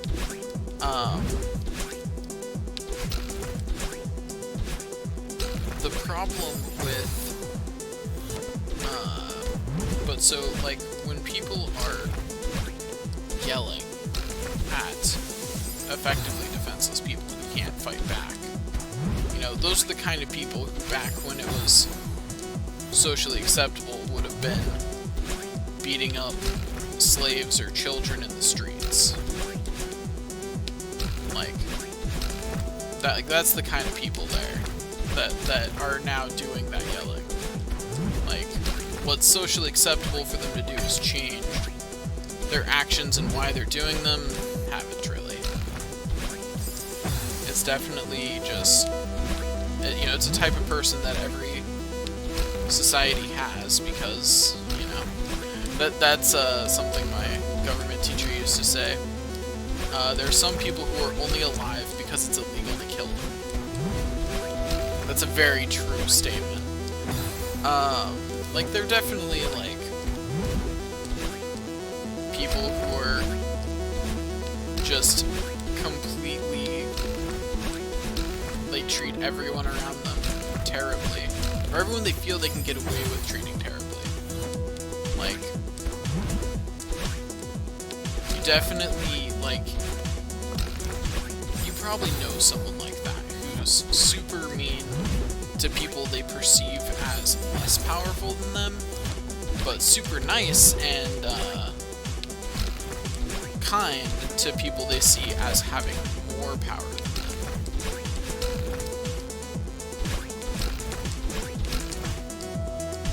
Because that's how they view the world. And the interesting thing is that most people like that assume that everyone else is like that, which is weird, right? Because, like, you think they have the self-awareness to realize that they're not getting yelled at by everyone more powerful than them, but nah, it's usually people like that think everyone is like that. It's really weird.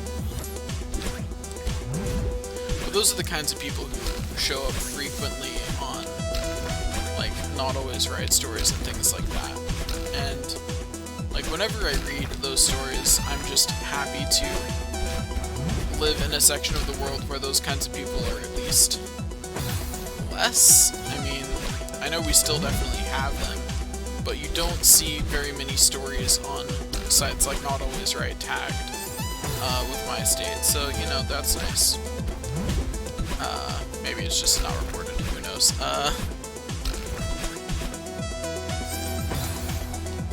But it's definitely, like,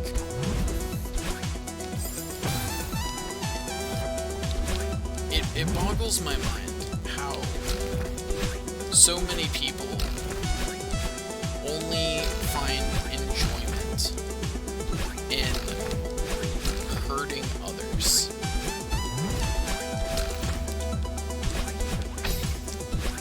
Like, I don't know. I don't get it. Darn it. I mean, technically I made it a little further that time. Very, very technically. But I did make it a little further. That is a true statement.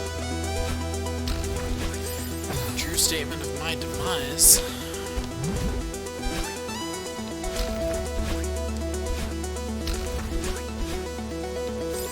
Also, let me actually properly look ahead up there.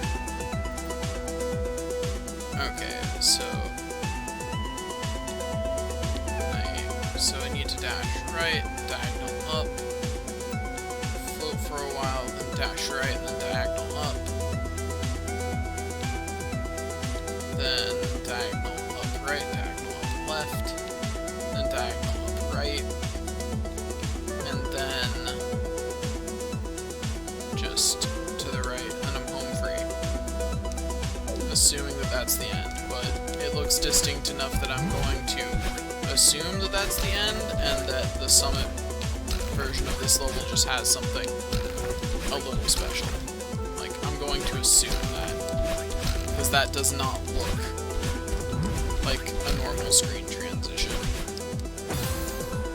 I'm certainly hoping that this is it, because this is already, I mean, this will have taken me 2 hours, at least, by the time I finish it, so like, this on its own has taken me longer than the entirety of level 1 did, the entirety of level 2 did, and I think maybe the entirety of level 3, if you don't count my break to do the Pico game. And like, that's including the B-sides. And that is just this, like...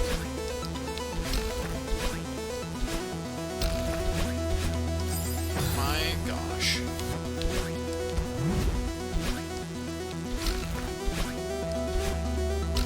This is painful. Oh my gosh. I have utmost respect for anyone who is the golden strawberry in this level.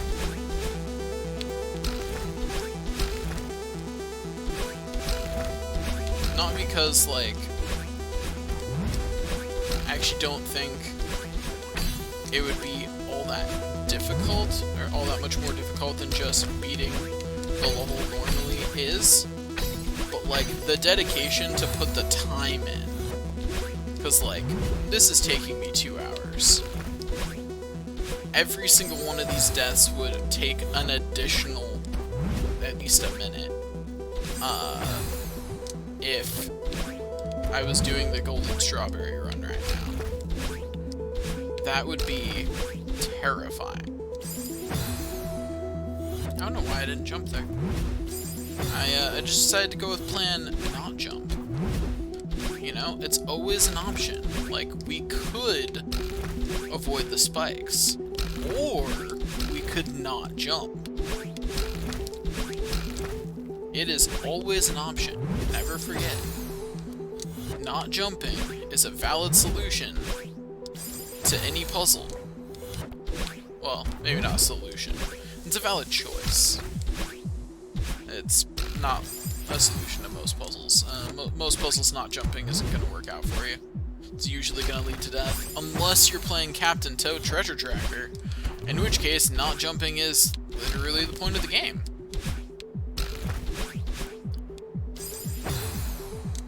But unless you're doing that,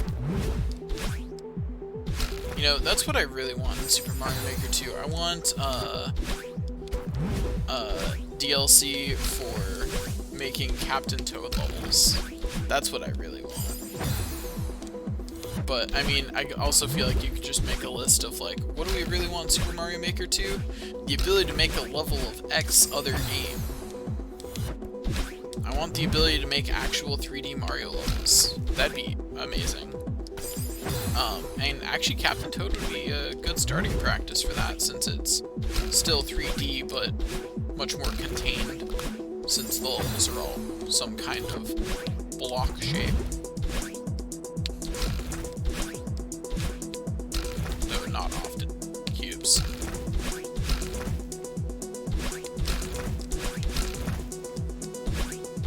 It occurs to me that I don't know what the 3D equivalent of a rectangle is. So I don't think it's cube, because I think cube is the 3D equivalent of a square. So what's the 3D equivalent of a rectangle? Huh. Whatever. I can still get across what I mean to say just by saying, blocks with a rectangular base. It's just not quite as, concise as whatever the actual word is, assuming that there is an actual word. I don't know that there is.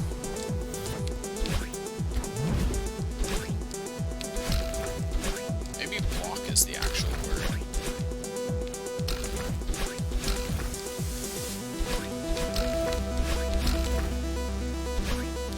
The worst part about having been at this level for like 2 hours is like my eyes are starting to get tired, so it's getting harder to follow what's going on the screen.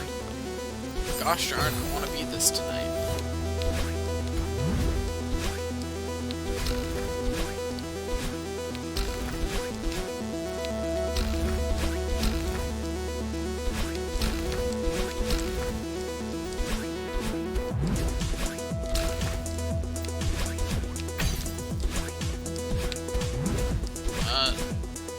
Kind of close. I was gonna say not even, but then I died.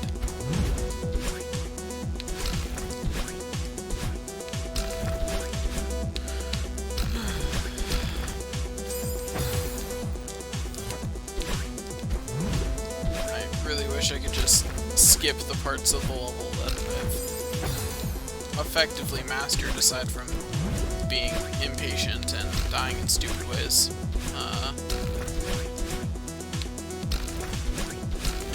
But I'm aware that part of the difficulty is in the marathon aspect.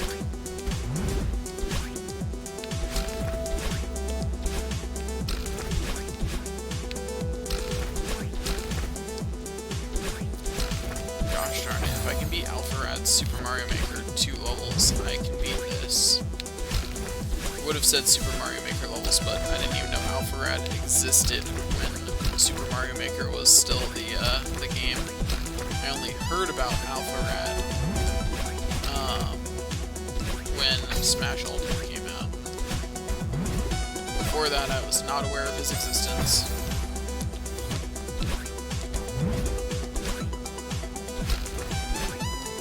Which was a random side tangent, but hey, honestly, after, what, 4 hours at least of recording today?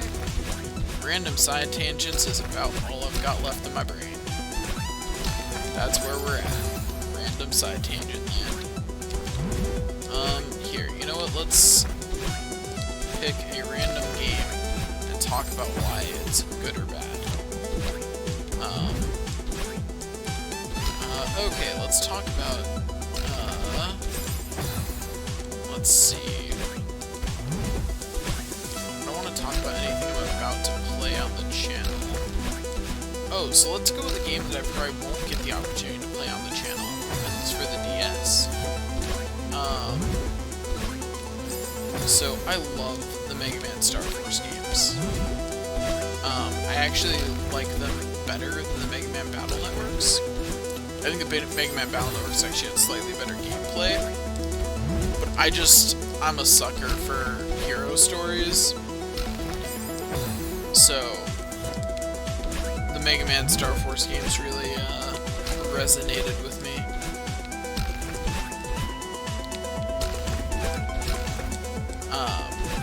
Particularly, I'm a sucker for heroes that actually grow. Much as I like Lan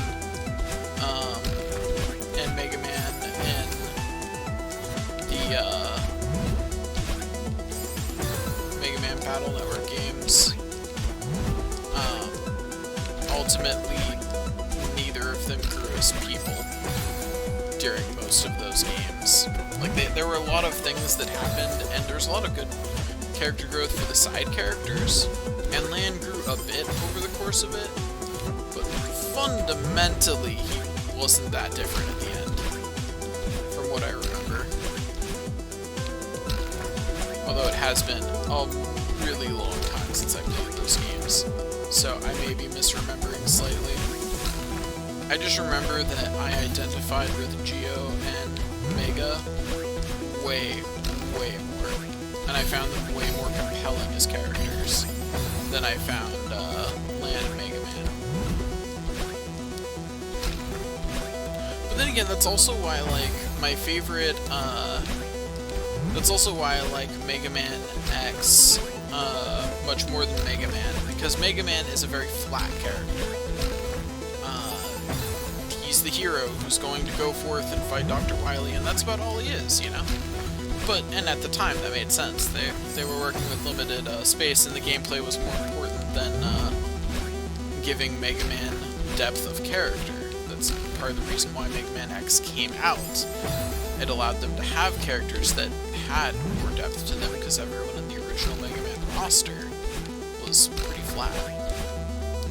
That's a very definite difference that you can see even just from the first Mega Man X. Like, you are immediately thrust into what is a world's deeper plot than anything classic Mega Man ever had. It's still the same overall structure of you need to defeat these evil robots, and they have a ringleader who you'll fight at the end, but it's a much different way of going about things. It's so much different. from Mega Man, from classic Mega Man. Mega Man X had much deeper and more compelling story elements, particularly in its characters and character design. Zero's awesome. And if you don't like Zero, then you probably like X, because X is also awesome.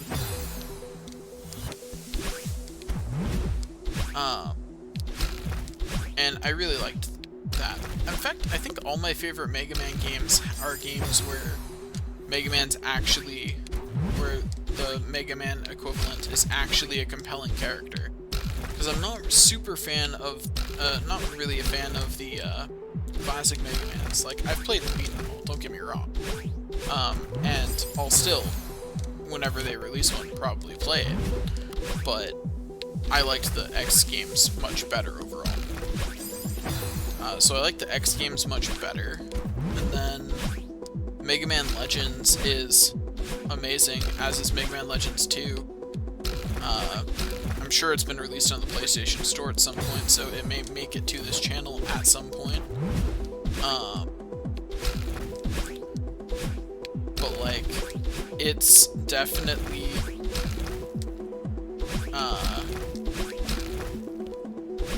you have a Mega Man who has an actual character arc, much like X does, and that's super nice.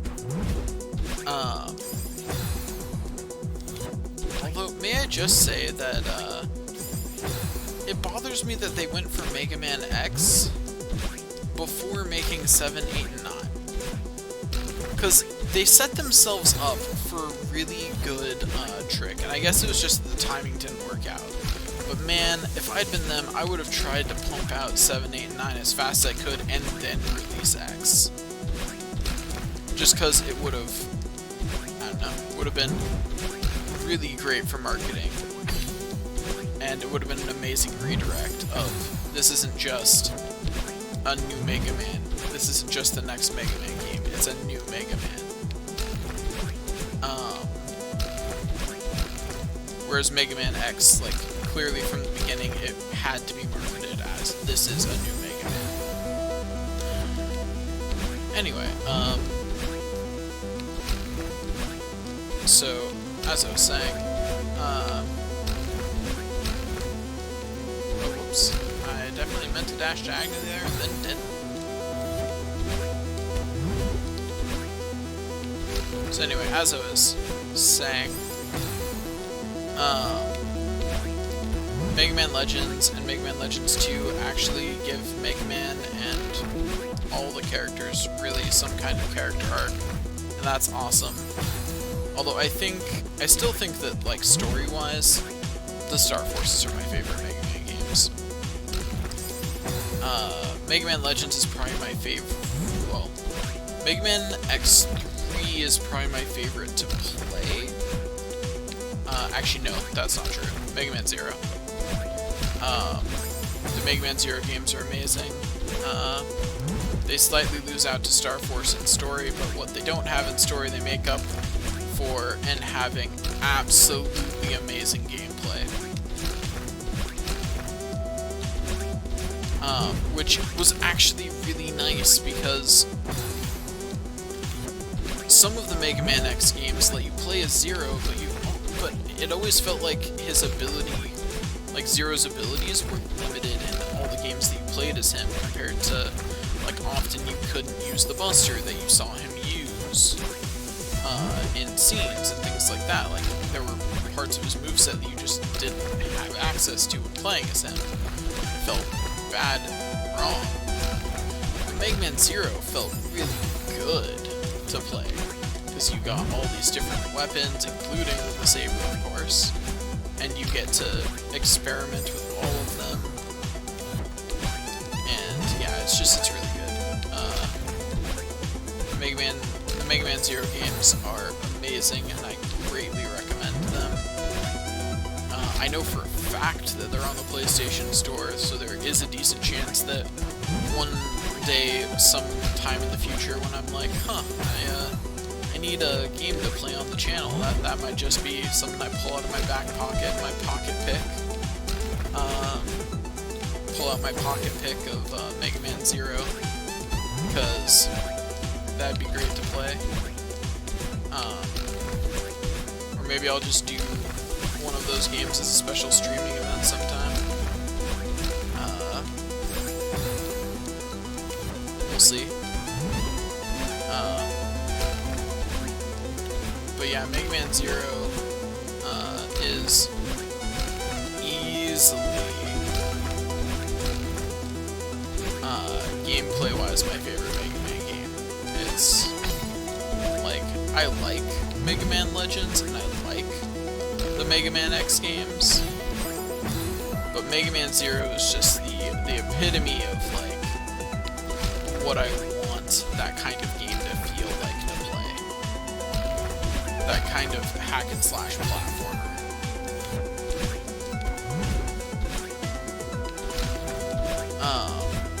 And it's got nice varied level design. That's what I was talking about before I was talking about level design and how that can make or break a game. So let's talk about that in terms of Mega Man. So take Mega Man X4, which is overall kind of a lackluster Mega Man game. And by lackluster, I mean it's still a good game, but it's not particularly amazing. And compare that to Mega Man X6? It's either 5 or 6, I forget which one. Just pick whichever one you agree with my comparison on. And Mega Man X1. Mega Man X is an amazingly designed game. From front to back, that game is amazingly well designed at every point. There's never a point in Mega Man X where it's not amazingly put together. And this is definitely also true of its level design, particularly its intro level. Its intro level is easily the best of all the Mega Man X intro levels. Like, it's not even a comparison. Like, all of them do at least a decent job, but that's the one that set the bar, and honestly, it's the only one to have made the bar. Like, it set the bar, and it's the only one that made it quite that high. All the rest of them, they do a decent job. Mega Man X3 has the extra bonus points of you get to play as Zero for the first time. But that is cheating. Although having access to the Z-Saber is absolutely amazing, and don't let anyone tell you otherwise.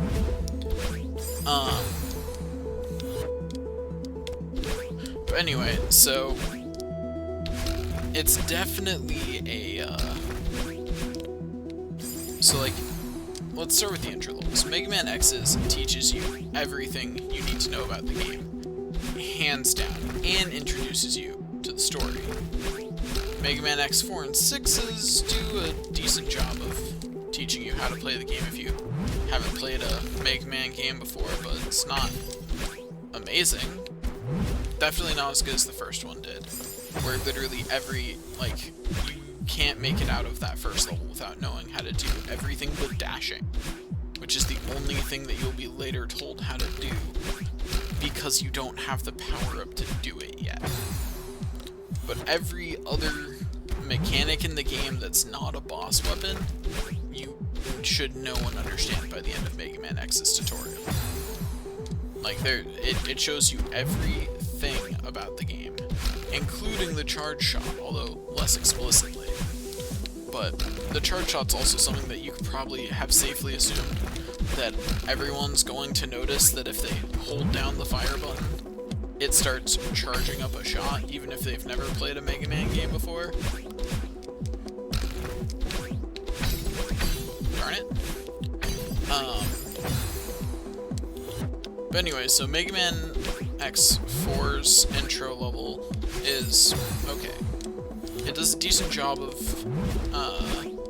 starting up the story, but not amazing. It was their first foray into having Zero and X have effectively I mean, it's not a hugely different story. It still effectively ends in the same place, but a lot of the scenes and things are changed, and how they work together is different. So it definitely does feel different as a story intro for both of them. But anyway, where was I going with that?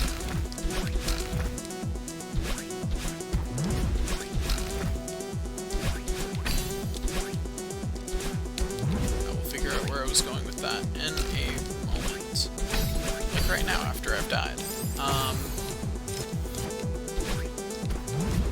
Then Mega Man X6's intro stage is honestly kind of bland. Like, from what I remember of it, which admittedly it has been a while since I played Mega Man X6, I played Mega Man X fairly recently, and same with Mega Man X4. But it's definitely been longer since I played Mega Man X6, but even when they were all relatively fresh in my memory, like when the Mega Man X collection came out and I played through all of them, Mega Man X6's intro level just didn't stick in my mind. It was forgettable. And at that point, Mega Man X was suffering from, well, Sigma's the bad guy. We know that. And yeah, and that's its intro. Is there's bad things happening. X and Zero have to solve them. It's gonna be Sigma who turns out to be behind it, and we all know this. So it definitely suffers from that. But then on a level design basis, the levels in Mega Man X6 feel chaotic, even when they're not. They feel hard to follow, and it's not chaotic in a good way, because there's complicated and complex, which can be good depending on what they're being applied to. But the levels of Mega Man X6 just felt chaotic. They felt hard to follow and hard to hold in your brain, which is not what you want your levels to be in a game. Like, take this level in Celeste, for example, that I've been stuck on for more than 2 hours. This path through these spikes is complex, but not chaotic or hard to follow.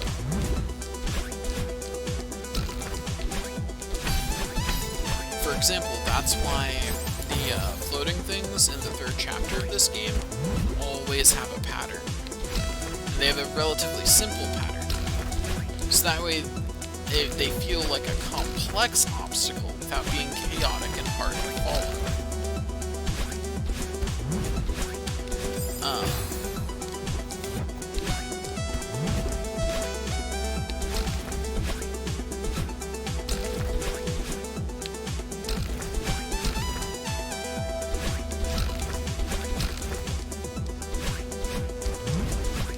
But yeah, it's...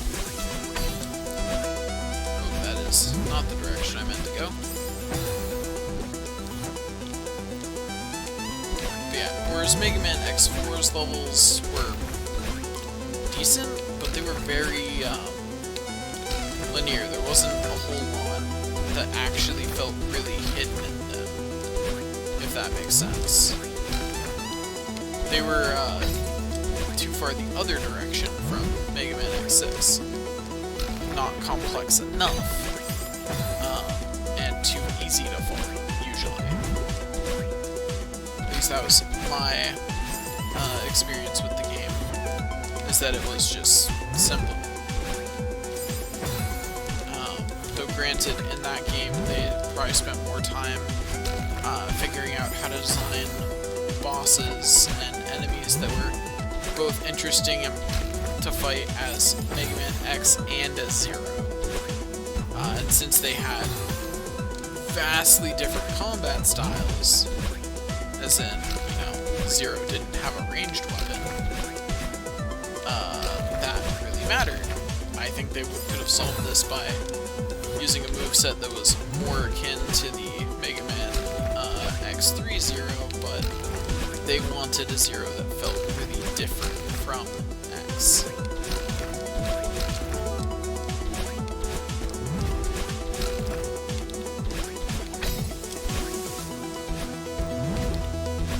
And then in Mega Man X, there are the critical path of each level is very simple. And the way each level works is also simple and makes logical sense.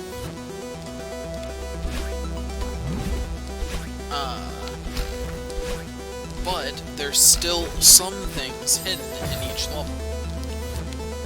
I mean, and even the way that they're hidden makes it easier to read the levels, because after you've gone through a couple of levels, or looked at a guide, you'll figure out that each level has one heart tank and one other thing, I believe it is.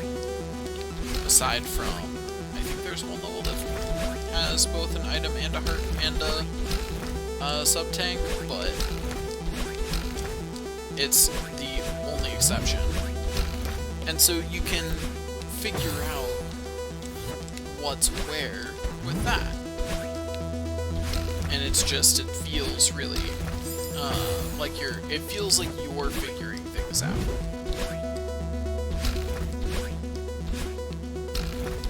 But yeah, it's definitely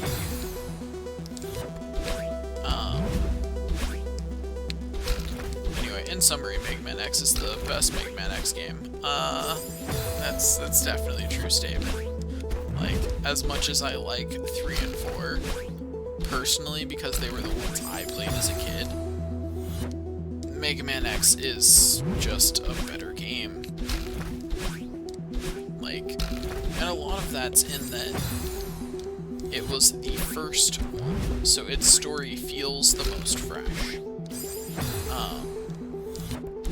You can even see that in the dialogue in 3 and 4, like, you know, it feels like it's a rehash of old conflicts rather than a new conflict sprouting.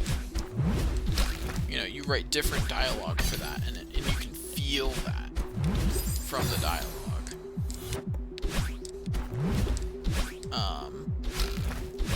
But yeah, then if you want games that I think would be absolutely amazing if properly remade today, oh, Mega Man Legends and Mega Man Legends 2. They suffered from being, you know, in the PS1 era. And they would be absolutely amazing if redone today. And that being said, they're still good games. Like, I'm trying to think, like, how many good first-person shooters were there when Mega Man, or third-person shooters, excuse me, were there when Mega Man Legends came out? Like, I don't remember having any other good third-person shooters that had a good camera that was really good and workable most of the time. A solid lock-on system that felt good and made sense and was better than Z-targeting. Like, I honestly can't think of any other game that managed that.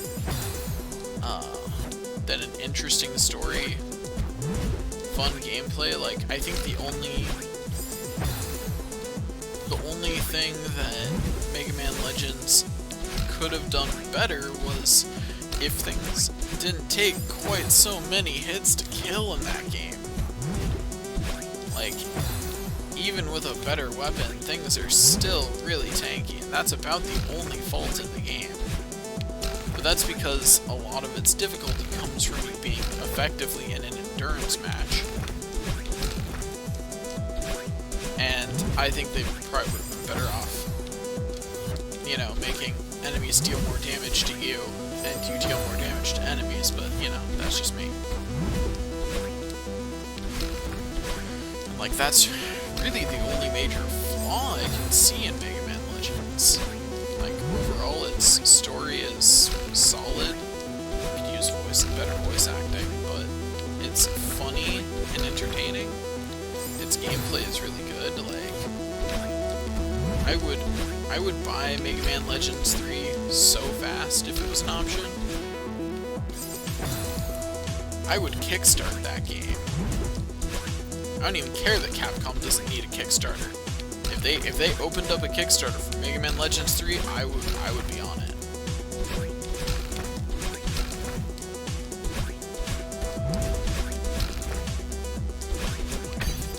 I'm trying to remember how 2 ended, and I think it was actually pretty final. Darn it! Made it a little further. I just need to not hesitate when I get that crystal.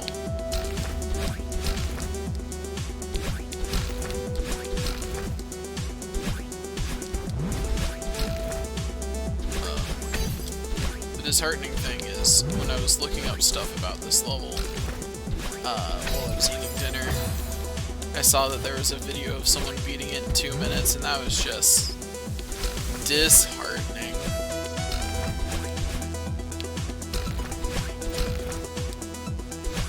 It's fine. I'll just use a factor of 60 more time than they did. Though, to be fair, that was just their victory lap over the level.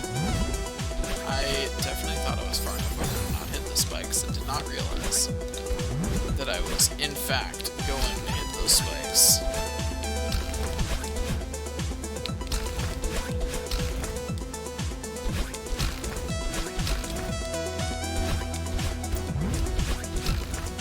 I'm glad they only made one level, like, this kind of dashing. Because, like, most, sections of this game don't require that you be constantly using, dashes. There's usually large periods where you either don't have your dash or just don't need it, depending on the difficulty of the level. And I'm glad for that. Because, like, this kind of level is fun, when it's not every level. Like, it's interesting because there's only this one.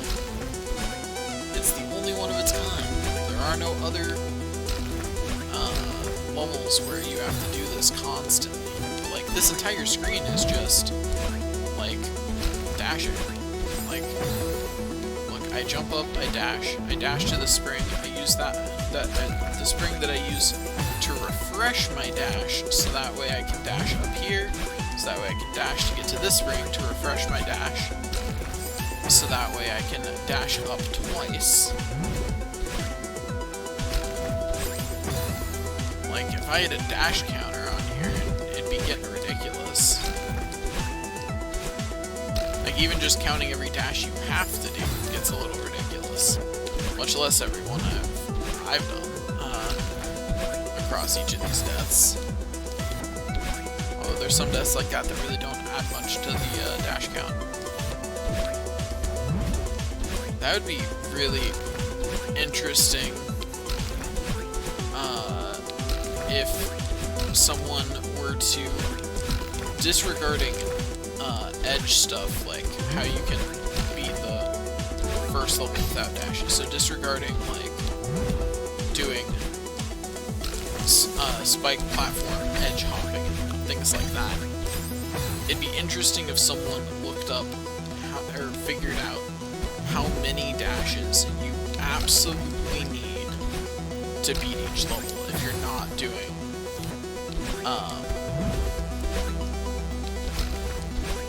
spike hopping or spike ledge hopping and things like that. But, like, if you're just playing the game normally, how many dashes do you need? Although, of course, need is a strong word there, because there's some places where you can do a dash wall jump and it'll cover you for, like, 3 dashes, but you don't really learn that until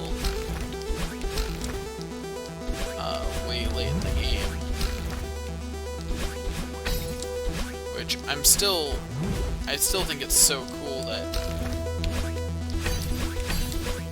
they teach you a mechanic to the game in level 7 B-side, of all places. Like, I think that's really cool that, like, that whole time they were just holding this mechanic in their back pocket, waiting for the right time to unleash it on you when you were prepared.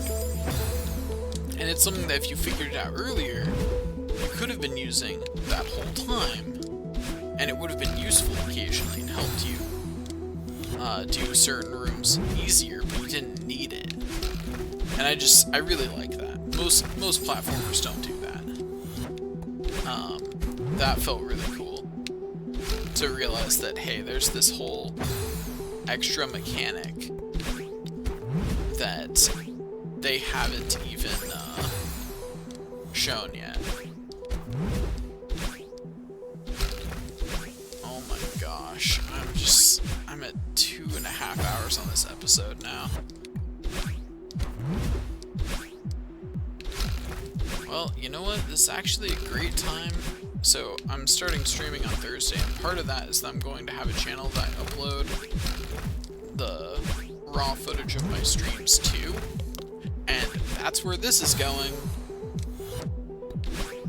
I will upload an edited version that says, and a few hours later, and shows me getting in. And then this full version, including me saying this, I guess, will go on that channel.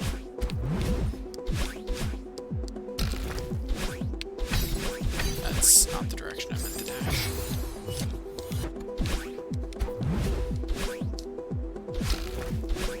Life's hard.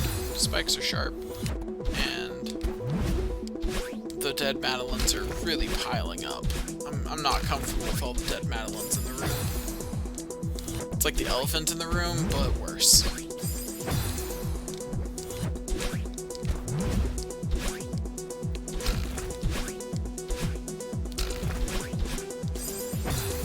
You know, that's what it is. It's like the elephant in the room. If the elephant in the room were starting to decay and smell.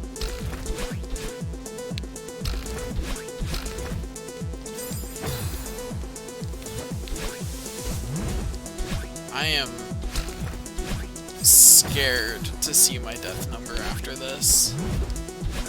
I am legitimately worried about that death toll.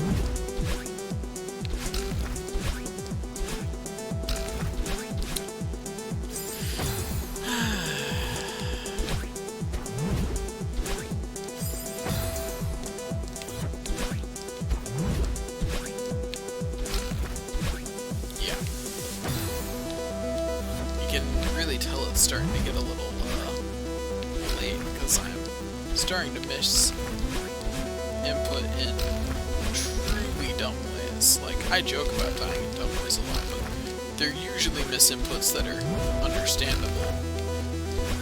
We are entering the realm of me making misinputs that make no sense whatsoever. Like there, I just didn't hit the dash button in time. At all. Fell right into the spikes without dashing whatsoever.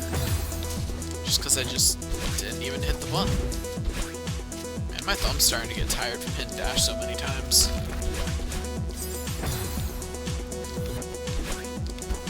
I'm super excited. Oh, so one of the capstones was working with a brain-computer interface. It's one of the capstones for my CS program.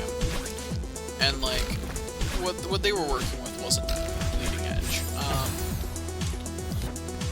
But I'm so looking forward to being able to play games with my mind.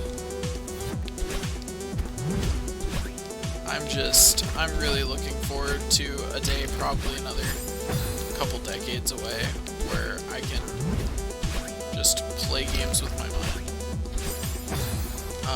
It's also a super cool thing to have for a lot of other reasons. Like, I work at the Special Education Technology Center, and that means that I'm around a lot of technology that's for people have complex bodies and who have a hard time using mouse and keyboard.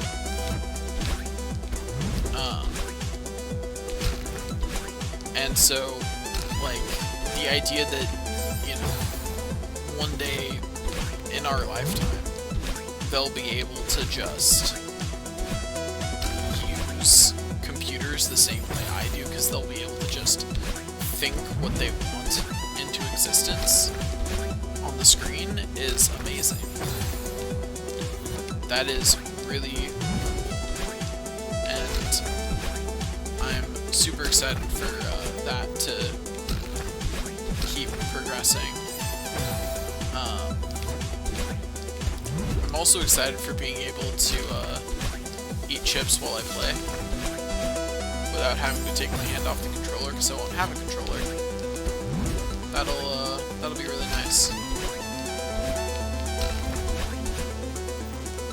Instead, I'll just have one of those really, really unfashionable things that they put on your head that does like the gel things. Yeah, those are really, really unfashionable. I'm sure that by the time it hits the general market, they'll figure out some way to make that a more pleasant process. But you know, only so much that they can do unless they find another way to get access. Which is probably why I'm just imagining, like everyone's like, you know, if you were to tell someone 10 years ago that the best thing to do is to get a neural implant, they're like, oh, why? What's it offer you? And your answer is, so that way you don't have to get that icky oil in your hair from the brain-computer interface.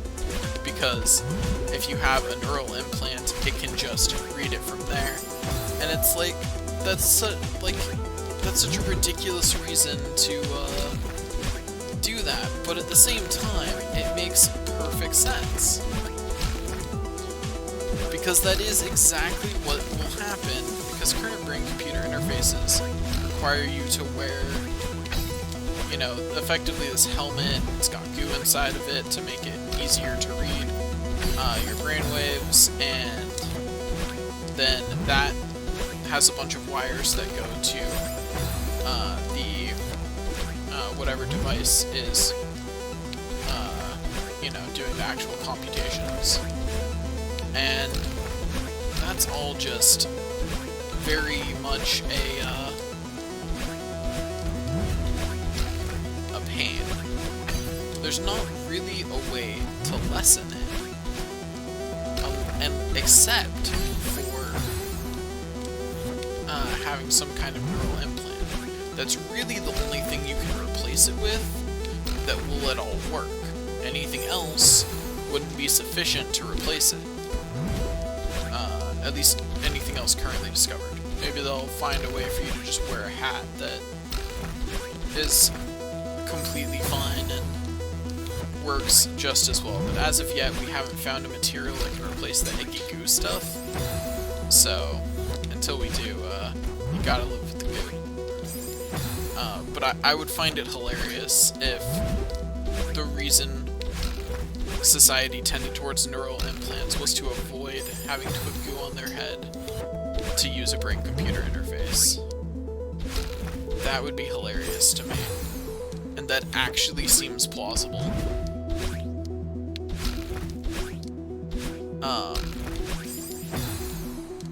But yeah, brain-computer interfaces are super exciting. If you don't know anything about them, I definitely recommend you look into them.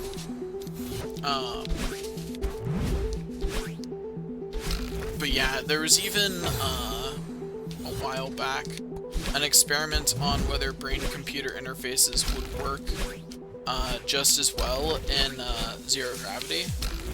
So like, I'm talking like they actually flew it up to zero gravity conditions and tested it. If you want to know more about that, Tom Scott mentions it in one of his videos. I don't know. That's how I heard about it, is because he was on the same craft for a different reason, to do one of his to record footage for one of his talks, and he mentioned that, you know, that was one of the other research projects on there, was some kind of brain-computer interface, and they were testing whether it worked as well in zero gravity, because if it does, then that has huge implications for astronauts controlling machinery without having to leave the ship. If they can, or controlling it with their mind rather than using any kind of controller and things like that.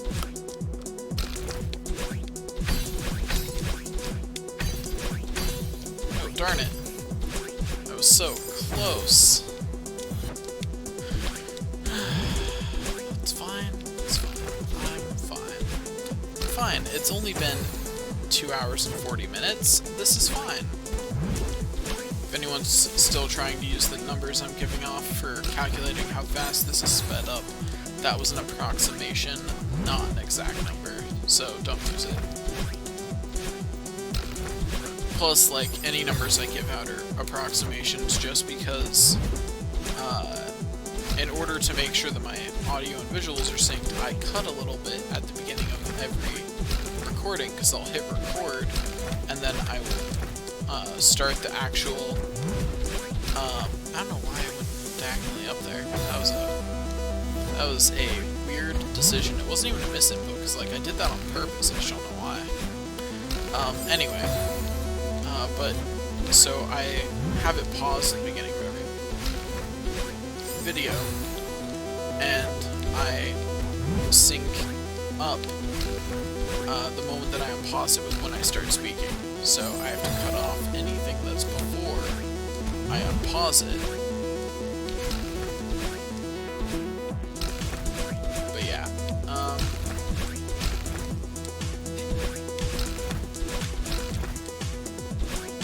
man, there's just...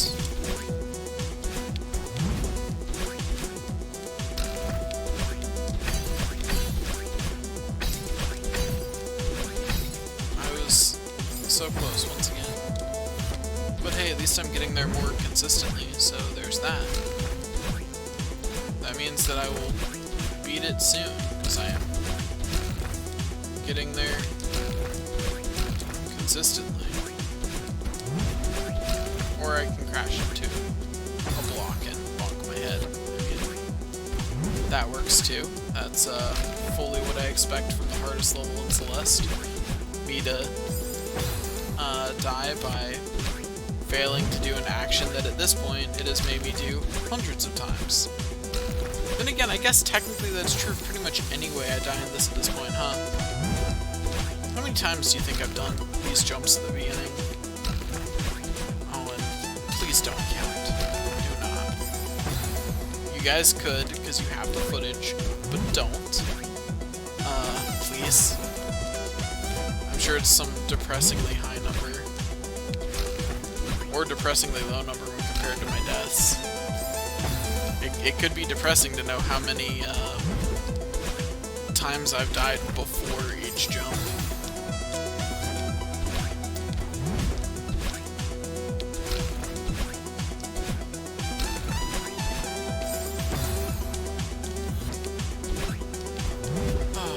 Yeah, I'm definitely gonna take a break from this kind of difficult platformer for a good little bit after this. I do eventually want to play Cuphead and Spelunky and other games like that on this channel, but I think the next ones that I play will be a little bit easier. I don't know, how hard is Hollow Knight? I've heard it's good. I haven't played it yet. It's been on my games that I should play, but I haven't actually gotten around to obtaining it.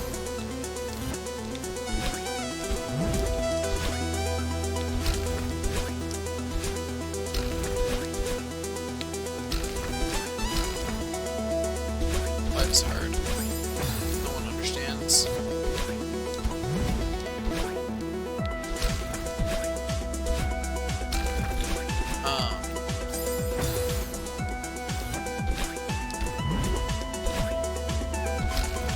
But yeah, so what I'm definitely gonna play those games on the channel eventually. Maybe sometime in the fall. Maybe over summer. We'll see. Like, there's plenty of other games of different types that I want to play on the channel. Don't want to become a channel that only plays platformer type games, you know? That means I've got to make sure that I branch out early, so that way that doesn't become what I do. Darn it. Okay, it's fine. This is fine. I'm fine. Everything is fine. Everything is fine. Nothing's wrong. I'm fine. I can do this. This is completely and totally fine. I should just put that meme over this right now. This is fine. Hello there. I don't know why I said hello there. Just because it's another meme, I guess? I don't know. It's not even a popular meme.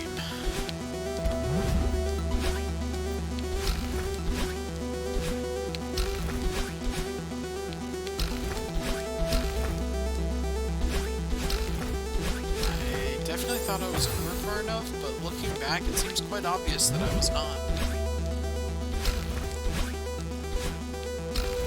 That's the problem with my eyes getting tired, is, yeah, stuff like that. I just don't follow the situation as well. On the other hand, it's great for helping it be my muscle memory that gets me through. Which is probably better overall anyway. I'm better at that than I am at reacting, that's for sure. So like, if I make it to 3 hours, I may decide to just call it for the evening and try again fresh in the morning. By fresh in the morning, I mean after I record that Pokemon Mystery Dungeon episode in the morning. Because I still have to record tomorrow's Pokemon Mystery Dungeon episode at some point.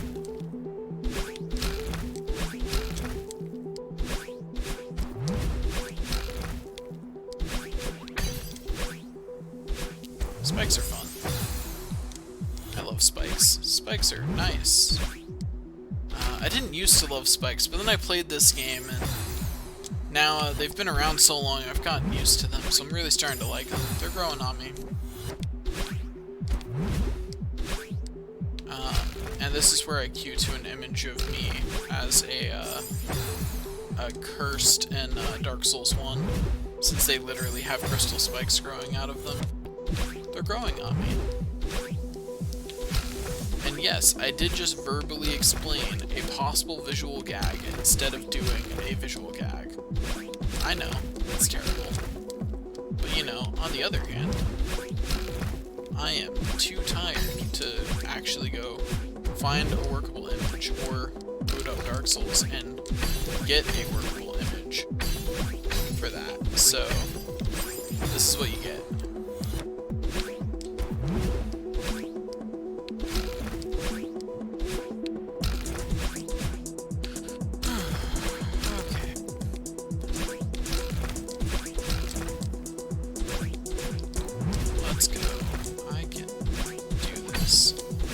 This is the run. You know, for just a brief moment, I thought I might be right for once.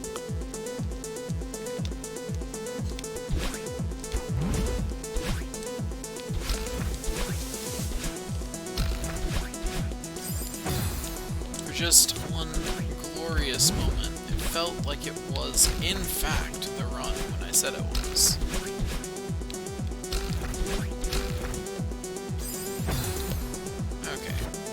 this is the run.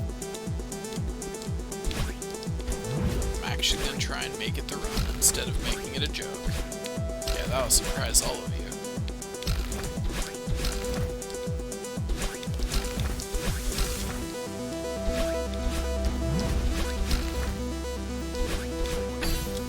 I would provide more commentary, but I'm too busy making this the run.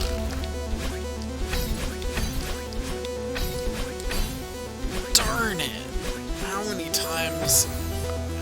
3 times. That's the answer to the question I was about to ask. I was gonna say, how many times have I done that exact misinput of dashing up there instead of diagonally left? And the answer is 3 times, because that's every time I've made it to that spot. Every time I've made it that far, I've done the exact same misinput, because I'm not switching fast enough between diagonally up right and diagonally up left. And so I accidentally dash again, just up instead of to the left. I was so close to being the run though, because that's like the end.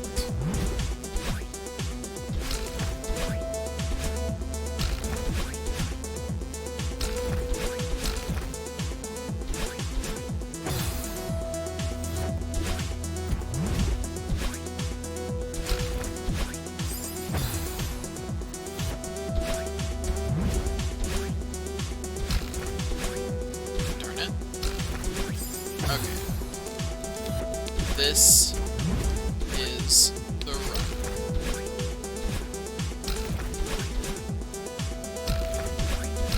Or not. And by this is the run, I meant it was the run where I would use my special move. So here's the run where I won't use my special move of head bonk into a block and die. Instead, I'm going to use my special move of falling onto spikes. And this time I'm going to use my special move of actually succeeding.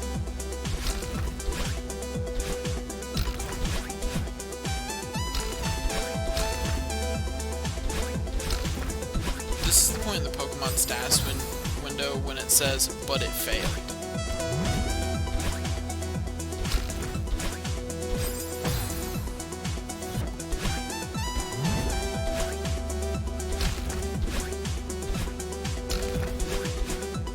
Life is hard, man. I just want to finish this recording session, so that way I only have level 8 Seaside, and then all of level 9 to do tomorrow, and then I can be finished with Celeste.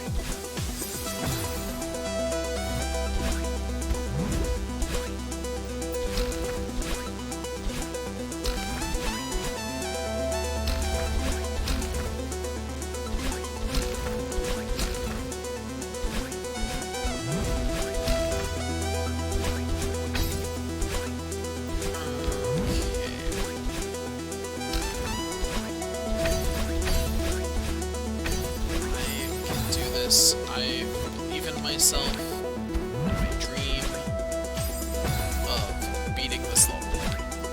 That's my dream right now. It's a small dream, but I believe in it. I'm really not sure why I believe in it though.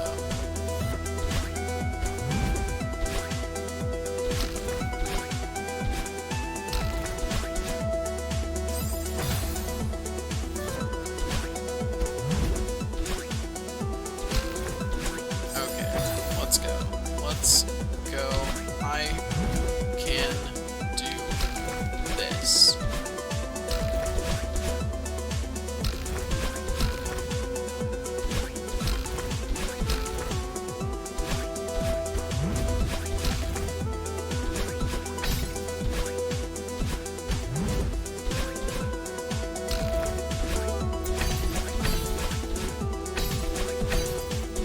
Darn it.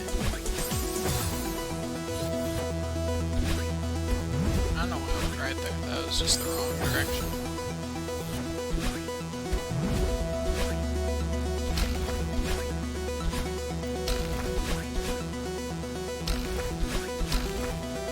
Yeah, I dashed a little early there. But it's okay. This is the run. This right here, this is it.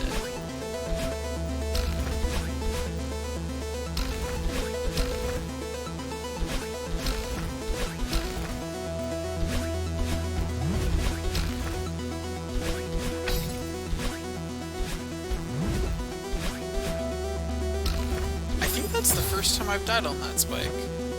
Which, at this point, it's a miracle there's any spikes left to die on that I haven't died on before. Like, it's really impressive that I found some new spikes to die on. At least I think it was a new spike. Might not have been. Who knows?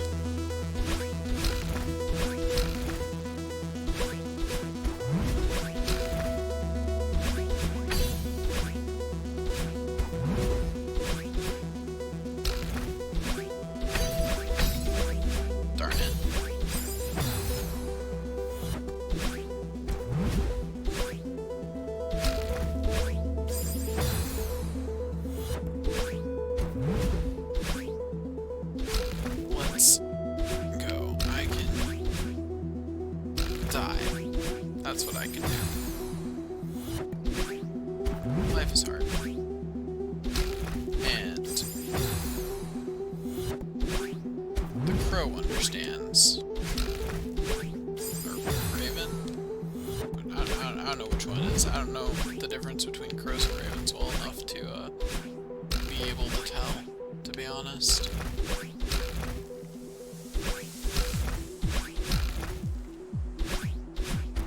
That's just sad.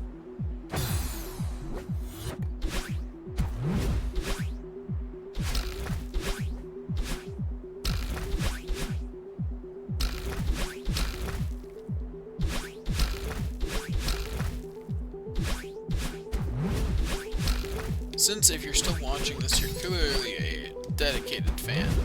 If there's any games you would like to see on the channel that I haven't already mentioned I'll be recording, feel free to let me know. Now would be the time. Oh my gosh, did I just do it? Hello, old lady. What have you got for me? Oh.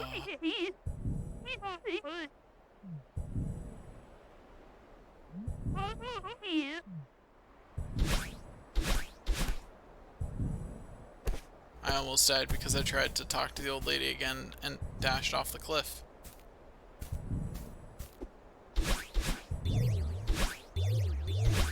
That would officially be the most embarrassing way to die. Oh. Success.